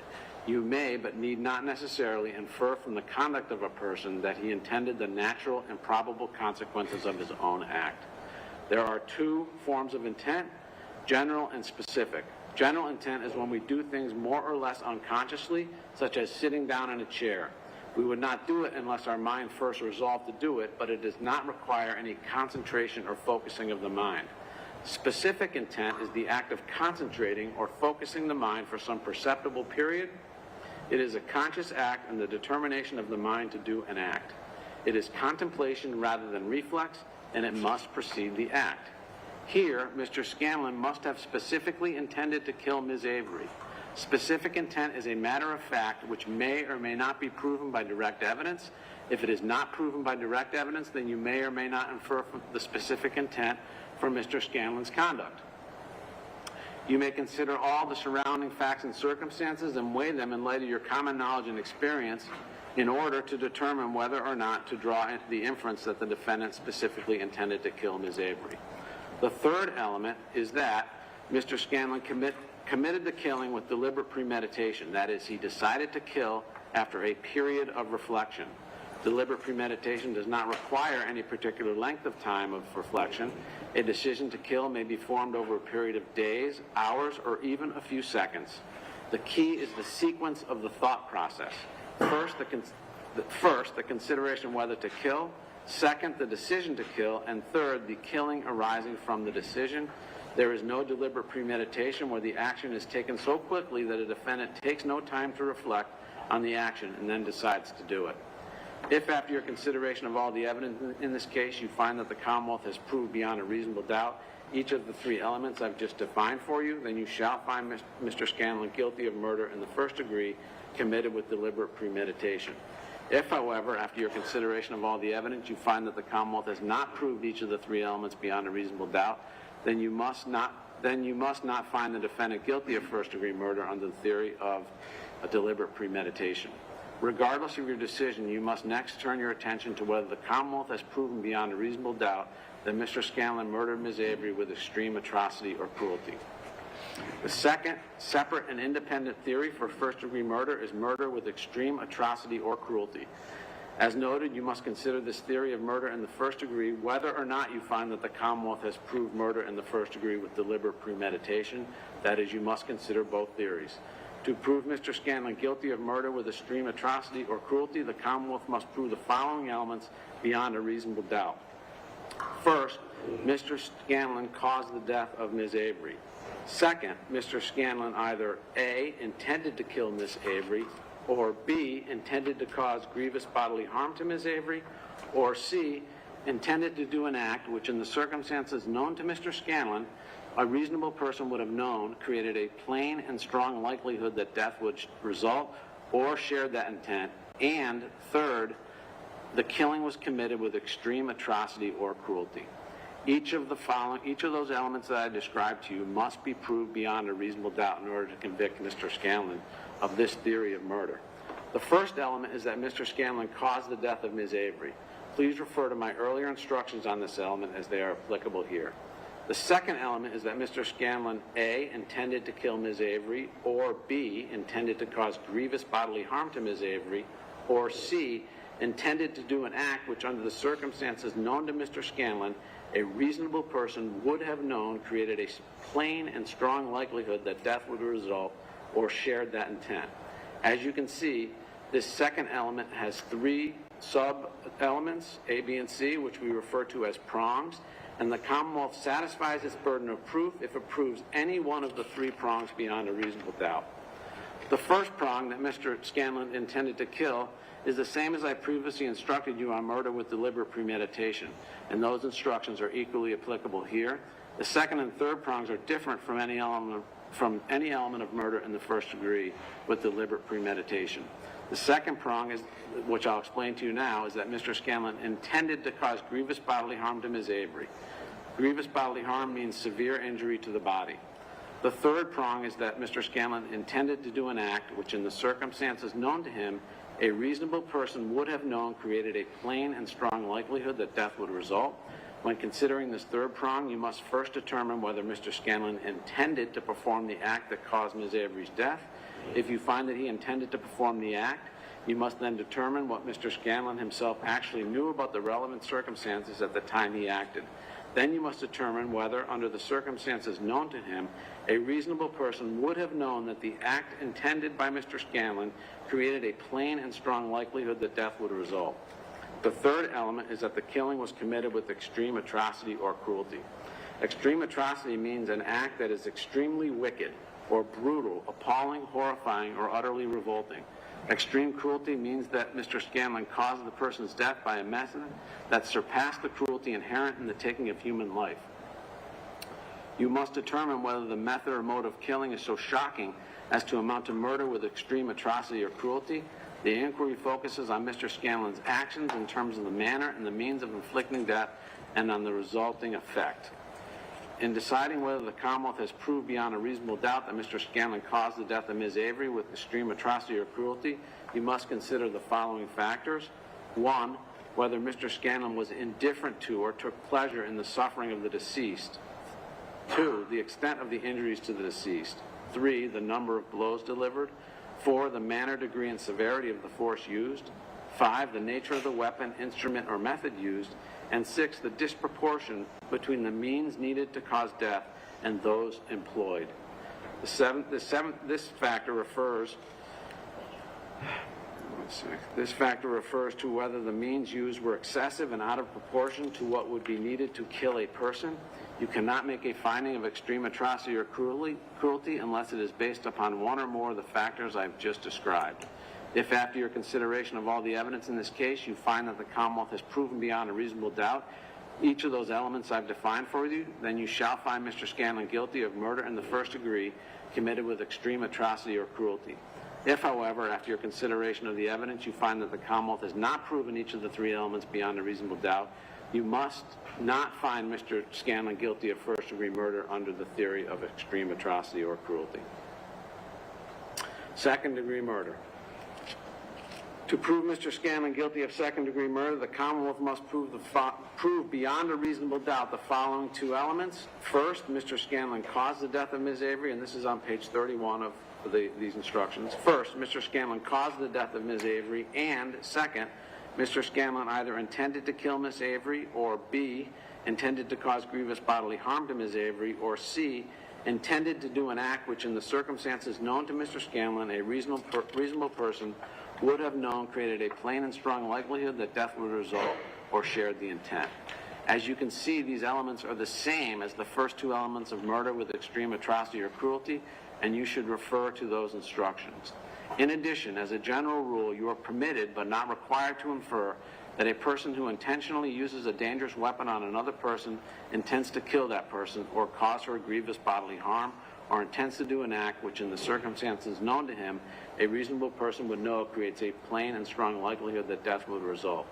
If after your consideration of all the evidence in this case, you find that the Commonwealth has proven beyond a reasonable doubt each of these 2 elements, then you shall find Mr. Scanlon guilty of murder in the second degree.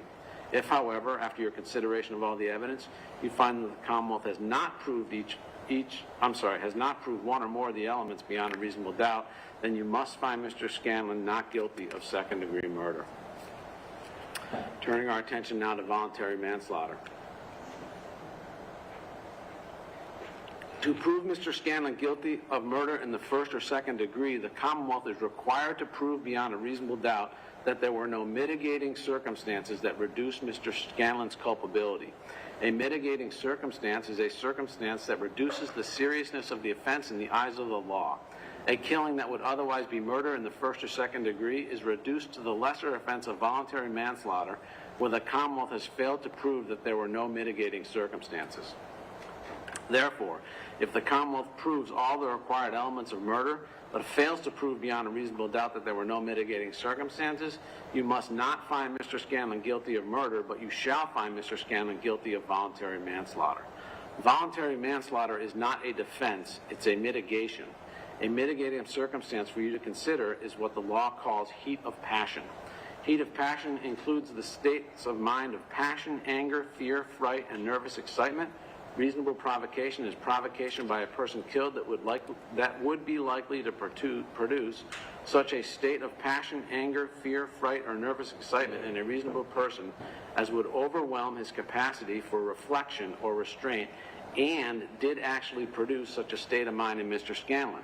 The provocation must be such that a reasonable person would have become incapable of reflection or restraint and would not have cooled off by the time of the killing, and that Mr. Scanlon himself was so provoked and did not cool off at the time of the killing. In addition, there must be a causal connection between the provocation, the heat of passion, and the killing. The killing must occur after the provocation and before there is sufficient time for the emotion to cool and must be the result of the state of mind induced by the provocation rather than by a pre-existing intent to kill or grievously injure, or an intent to kill formed after the capacity for reflection or restraint has returned. Mere words, no matter how insulting or abusive, do not ordinarily by themselves constitute reasonable provocation. The heat of passion must also be sudden. That is, the killing must have occurred before a reasonable person would have regained control of his emotions, and Mr. Scanlon must have acted in the heat of passion before he regained control of his emotions. If you find beyond a reasonable doubt that the Commonwealth has proven that Mr. Scanlon committed the crime of murder, but has failed to prove the absence of any mitigating circumstances beyond a reasonable doubt, you shall find Mr. Scanlon guilty of voluntary manslaughter. Your duty to return a verdict of the highest crime proven and jury unanimity. I've now instructed you on the crimes of first-degree murder, second-degree murder, and voluntary manslaughter. On this indictment, if you conclude beyond a reasonable doubt that Mr. Scanlon is guilty, you have a duty to return a verdict of guilty on the highest crime the Commonwealth has proved beyond a reasonable doubt against him, up to and including the charged offense of first-degree murder. And you should mark the appropriate space on the verdict slip which reflects your unanimous verdict. You will note that on the verdict slip, the theories of first-degree murder as well as second-degree murder and voluntary manslaughter are set forth. Before you may find Mr. Scanlon guilty of murder in the first degree, you must unanimously agree as a jury, that is 12 out of 12 deliberating jurors, on the theory or theories under which you are finding Mr. Scanlon guilty. You may find Mr. Scanlon guilty under more than one theory, but the jury must be unanimous on that verdict. That is, all 12 of you must agree as to each theory under which you find him guilty. You should address and deliberate on the evidence on each theory of first-degree murder separately and reach a conclusion about each theory separately. Thus, you may find that the Commonwealth has proved none of the two theories, one theory or two theories of first-degree murder against the defendant beyond a reasonable doubt. And you should indicate your verdict by checking the appropriate space or spaces on the verdict slip. If you have determined that the Commonwealth has failed to prove either first-degree or second-degree murder beyond a reasonable doubt, then you shall return a verdict of not guilty on this indictment and mark that space on the verdict slip. There's a second charge in this case presented to you, and that is assault and battery by means of a dangerous weapon. Mr. Scanlon is separately charged with having committed an intentional assault and battery by means of a dangerous weapon, specifically a knife on Ms. Avery. To prove Mr. Scanlon guilty of this offense, the Commonwealth must prove three things beyond a reasonable doubt, and this is on page 36. First, that Mr. Scanlon touched Ms. Avery, however slightly, without having any right or excuse for doing so. Second, that Mr. Scanlon intended to touch Ms. Avery. And third, that the touching was done with a dangerous weapon. The Commonwealth must prove beyond a reasonable doubt that Mr. Scanlon intended to touch Ms. Avery with a dangerous weapon, in the sense that Mr. Scanlon consciously and deliberately intended the touching to occur, and that the touching was not merely accidental or negligent. The Commonwealth is not required to prove that Mr. Scanlon specifically intended to cause injury to Ms. Avery for this charge. It is not necessary for the Commonwealth to prove that Mr. Scanlon actually caused injury to Ms. Avery with a dangerous weapon. Any slight touching is sufficient if it was done with a dangerous weapon. If the alleged weapon is not inherently dangerous, you must determine if it is a dangerous weapon. An item that is normally used for innocent purposes can become a dangerous weapon if it is intentionally used as a weapon in a dangerous or potentially dangerous fashion. Therefore, you must find beyond a reasonable doubt that where the weapon was not inherently dangerous, the defendant used it as a weapon with the intent to use it in a dangerous or potentially dangerous fashion. The law considers any item to be a dangerous weapon if it is intentionally used in a way that it reasonably appears to be capable of causing serious injury or death to another person. For example, a lighted cigarette can be a dangerous weapon if it is used to burn somebody, as is a pencil if it is aimed at someone's eyes. In deciding whether an item was intentionally used as a dangerous weapon, you may consider the circumstances surrounding the alleged crime, the nature, size, and shape of the item, and the way it was handled or controlled.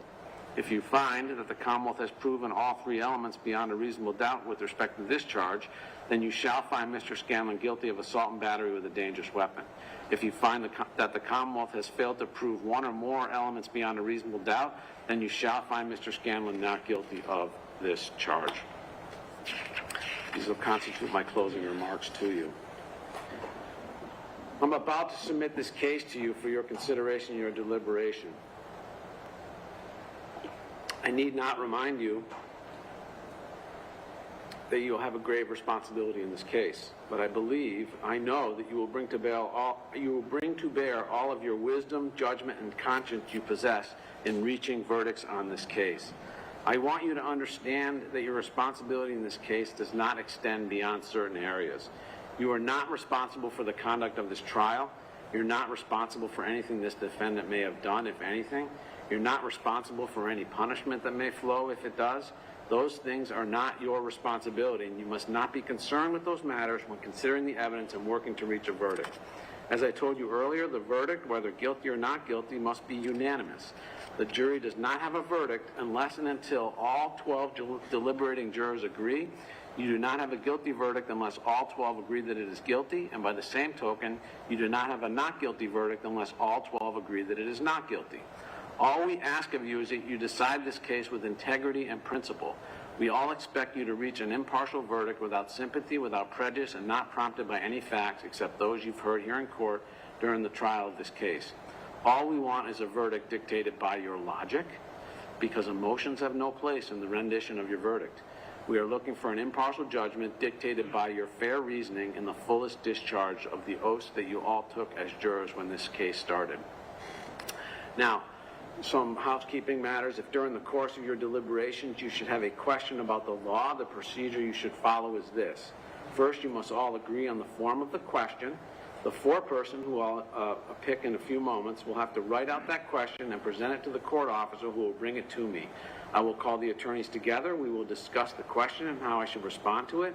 Then we will either bring you into the courtroom to respond to the question in person, if appropriate, and the parties agree. I will respond to your question in writing and return a written answer to the jury room, in which case you will just simply receive a writing by me and signed. The procedure that I've just discussed, that is, if you send a note out with a question, means that there may be a lag in time from when you ask the question to when I can respond to you. If possible, you should continue your deliberations while waiting for an answer to your question. If not, then stop until I can get a response to you. If it becomes necessary to communicate with me on any other matter, please send a note out via the court officer from the foreperson. No member of this jury should attempt to communicate with me by any other means other than a signed writing, and I will not communicate with any member of the jury on any subject touching on the merits of this case other than a signed writing. You are not to communicate with any of the court officers on any subject matter touching on the merits of this case. Your communications with the court officers should be about scheduling breaks, and when you come back to the courtroom, do not discuss with the court officers or anybody else what's going on in the jury room. Also, please keep this in mind. You are never to reveal to any person, not even to me, how you stand numerically on a particular charge until you have reached a unanimous verdict. Then and only then will you report your verdict here in open court unless I instruct you otherwise. I must now select a foreperson to assist in your deliberations. Your Honor. Yes. May we approach before you the alternates are selected?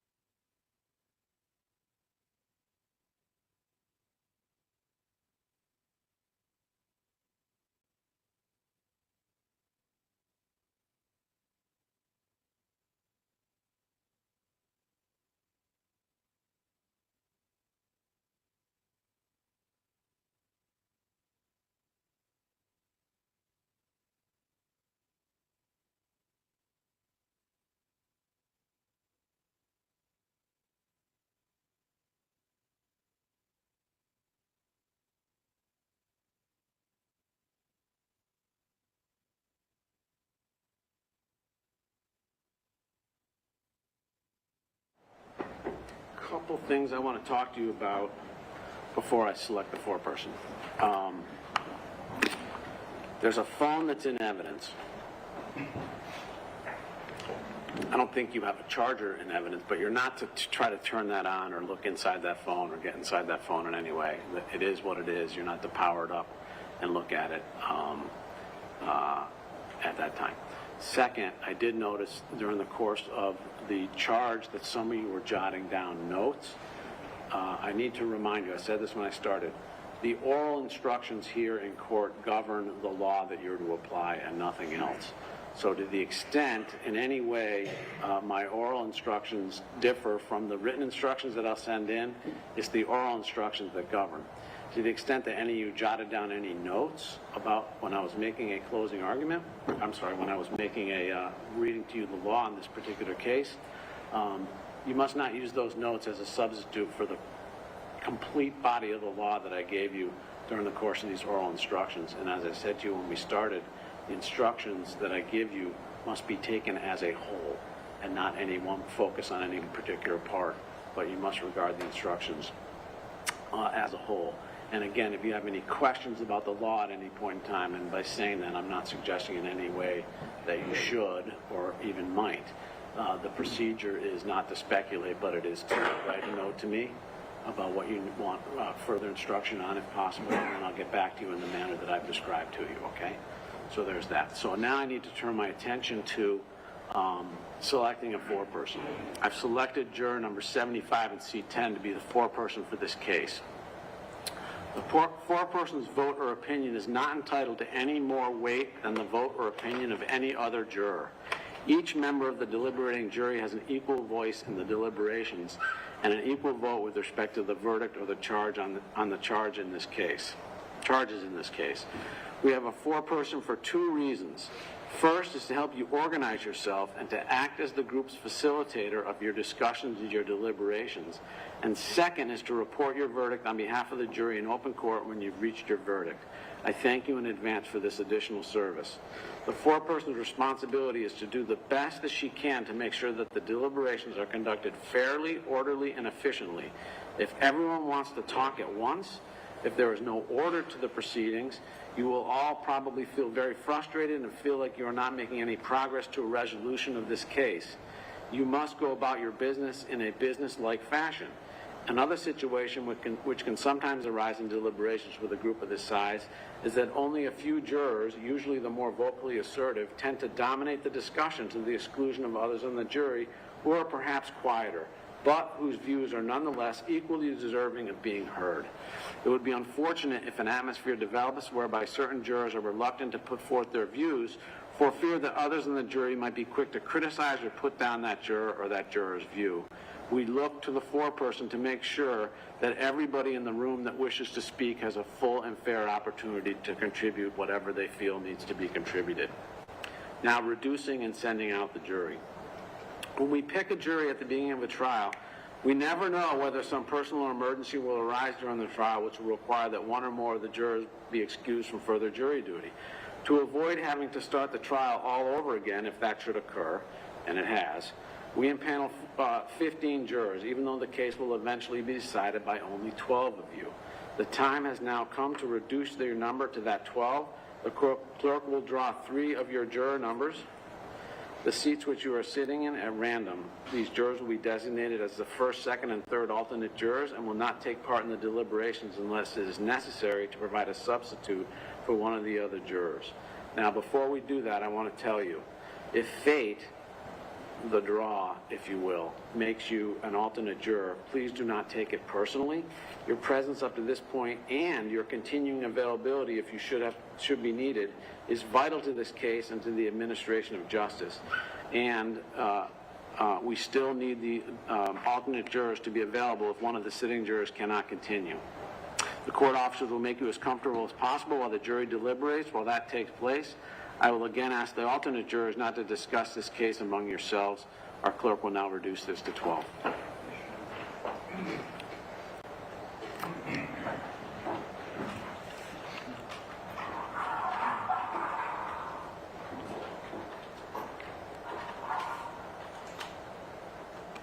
Juror 15, you have been selected as an alternate, please call the court officer. 15. Step down, come around, and have a seat here.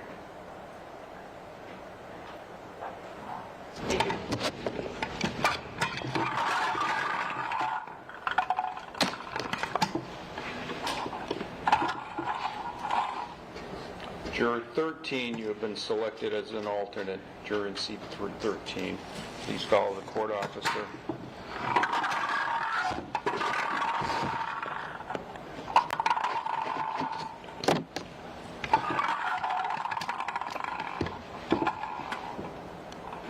Juror in seat 7, been selected as an alternate. Please follow the court officer.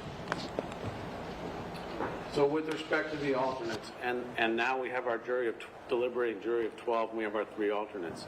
It is important, it is crucial that the deliberating jury not discuss in any way with the alternates what is occurring during the jury deliberation process. It will be kept separate from the deliberating jury, but there may be occasions when we're coming in and out of court, when you're lined up and so forth. You must not discuss in any way between the alternates and the deliberating jury what is occurring during the course of the deliberation at that time. As I've said earlier, to return a valid verdict on these charges, each deliberating juror must agree to that verdict. Each juror has a duty to consult with one another and to deliberate with a view to reaching an agreement if it can be done without violence to one's individual judgment. I'm sure I'm not telling you a secret when I say that a unanimous verdict of 12 deliberating jurors is not necessarily an easy task. It will require a very conscientious approach to your duty as jurors. I suggest that you each approach it with a mutual respect for the opinions of your fellow jurors, that you each have a disposition to listen to one another, to be convinced as to one another's judgments and persuaded as to one another's views. Don't be afraid to change your opinion if the discussion persuades you that you should. Don't hesitate to re-examine your own views and come to a different conclusion if you are convinced that your earlier conclusion was erroneous. But do not come to a decision simply because the other jurors think it is the correct decision. No juror should surrender his or her honest conviction as to the weight or the effect of the evidence solely because of the opinion of his or her fellow jurors or for the mere purpose of returning a verdict. Each of you must decide the case for yourselves, and you should do so only after you've considered all the evidence, discussed it fully and impartially with your fellow jurors, and listened to the views of your fellow jurors. You have all seen and heard the same evidence. You have done so with the same degree of attention. None of you are partisans. You are not advocates. You're judges of the facts of this case. I'm confident that you will discharge your duty faithfully as well as you work to reach a verdict on this case. The counsel need to see me at sidebar. All right? We now need to swear our court officers in. I suggest you pay attention to the oath that they take as well as they're taking it. You all raise your right hands. Do you each solemnly swear that you will keep this jury together in some convenient place until they are discharged of their verdict, and that you will permit no person to speak to them nor speak to them yourselves except by order of the court, or to ask them if they have agreed, so help you God? So help me God. Thank you. So, jurors, I'm going to now send you out to begin your deliberations. We will send the exhibits into you in just a few moments after the attorneys and I have checked them to make sure that they're complete and appropriate. I will send you in, I'll have marked for identification a copy of what I read to you, and that will be brought in shortly thereafter. There are a few matters that I need to fix and reprint as I made corrections as I went through. So that may take a few more minutes than sending the exhibits in. I will now order you to go to the jury room and begin your deliberations on the case. You can bring your notepads this time. Jury exiting. All rise.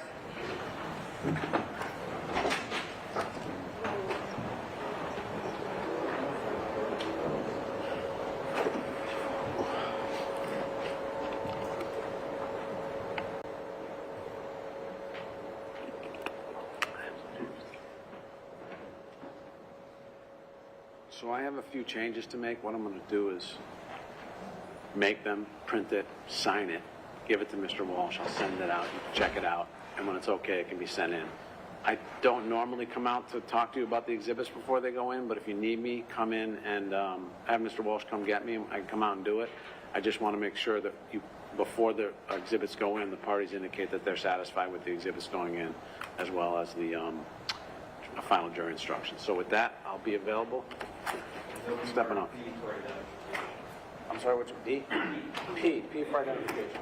Okay, thank you. Thank you. All rise.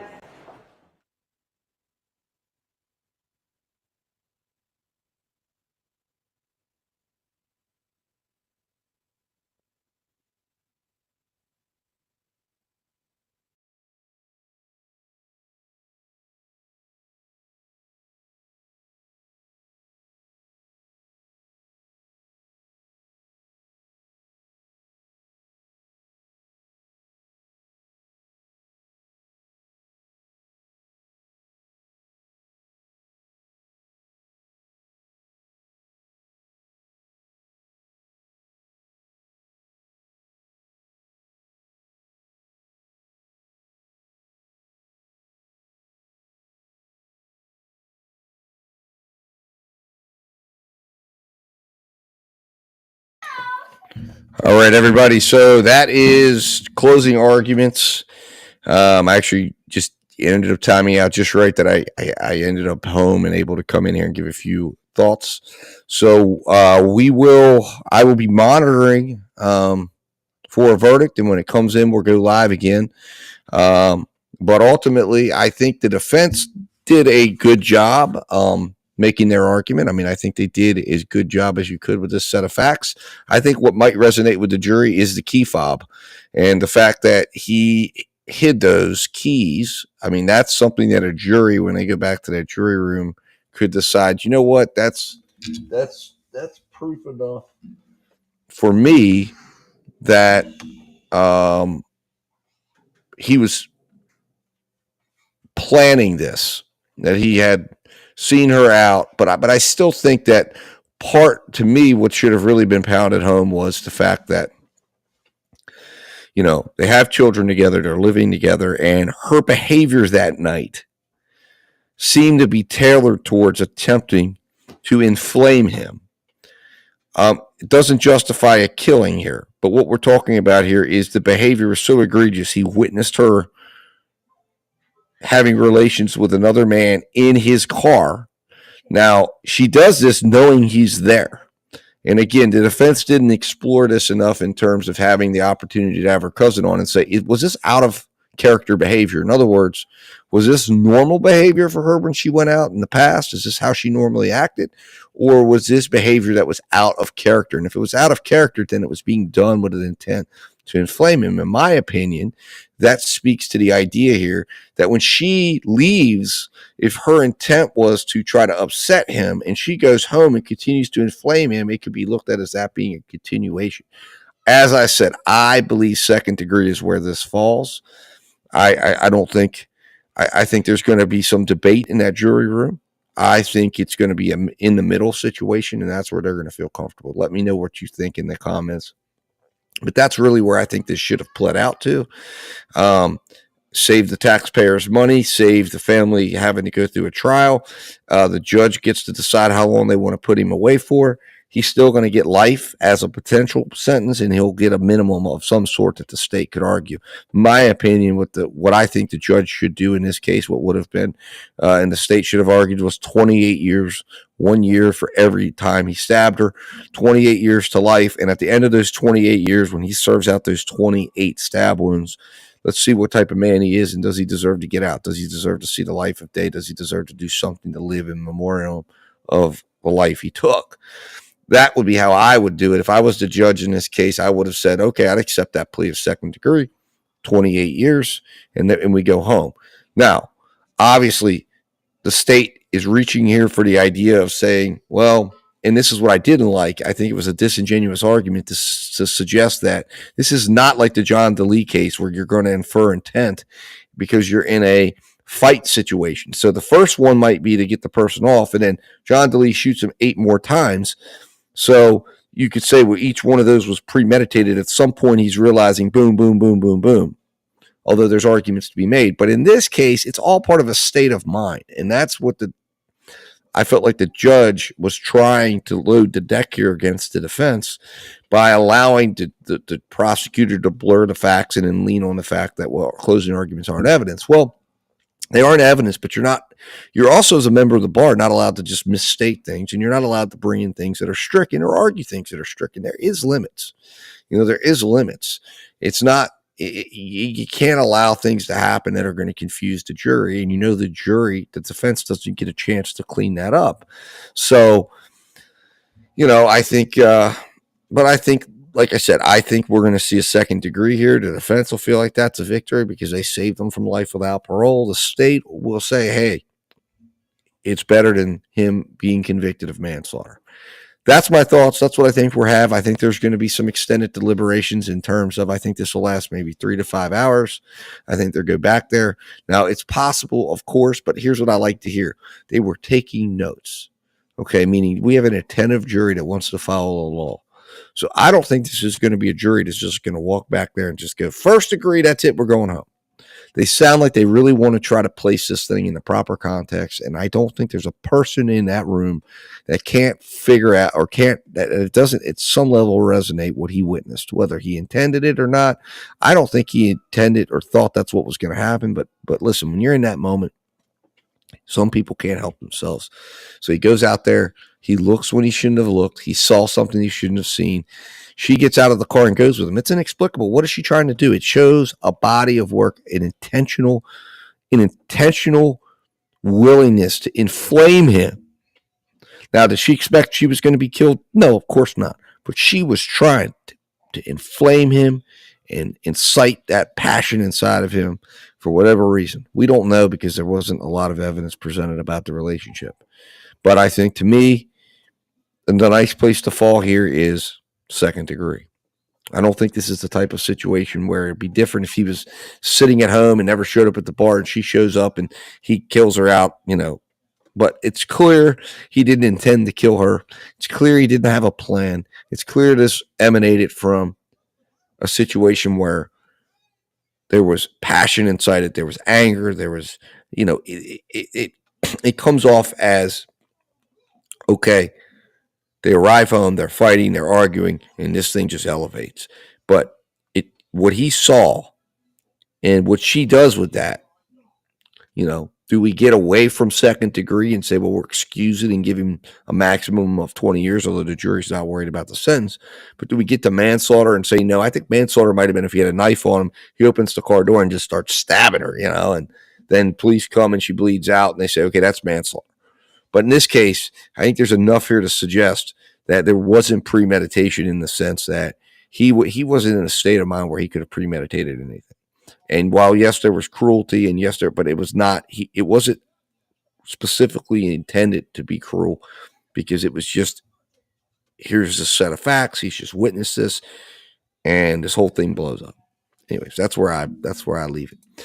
So we'll leave it at that, guys. I'm going to end the broadcast. I'm going to double check and make sure I'll check live. I will be monitoring this, and as soon as we have a verdict, as soon as they're back, we will fire up the stream and come back. Be checking out. I'm going to be doing a vertical live where we're going to be broadcasting some clips and footage from this case, maybe even putting up some old some of the Tyrone Tucker things up there to get that broadcast out to a larger group and see how that goes. And then we'll be doing a live later tonight as well. And then we'll make some decisions on what we cover next. Again, I'm not fully certain if we're going to roll into the Rancher case, or maybe we just might, maybe do a lighter schedule for the rest of the week, and pick up on whatever the next case is whenever it comes up.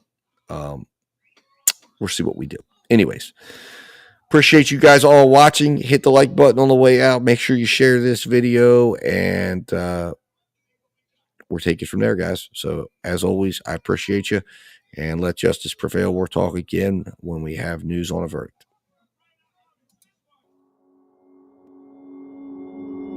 Took a swing at a wrecking ball, and I prayed for my downfall, and I found a way to reconcile, 'cause in my heart it's not worthwhile.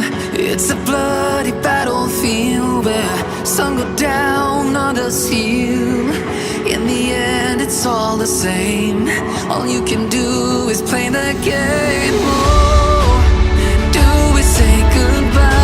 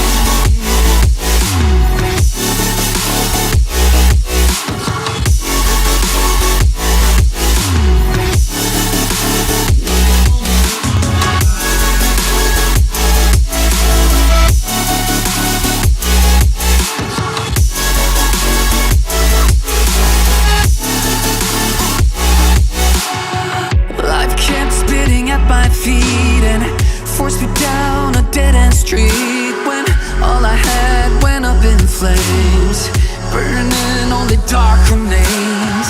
I cover up every part of my skin, oh, 'cause I don't like the person within, oh. I know I'm the one to blame.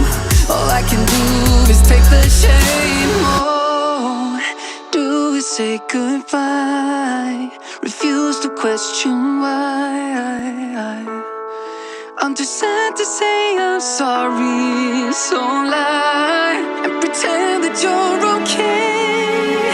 Swear that you will stay. Keep trying for one day. Whoa, I'm sick of all these lies. Don't care if I capsize. There's nothing left for me to hide. Don't wanna live a lie. Too many lows, too many highs, too many things to criticize. So I leave it all behind. Don't wanna live a lie.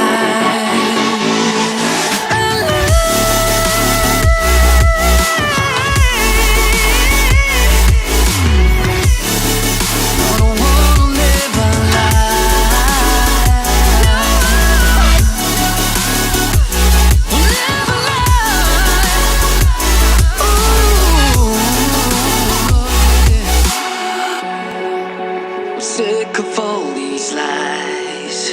Don't care if I capsize. Oh no.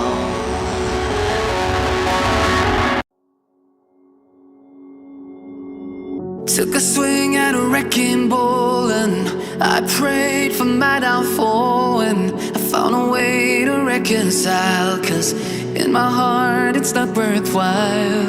It's a bloody battlefield where some go down, others heal. In the end it's all the same. All you can do is play the game.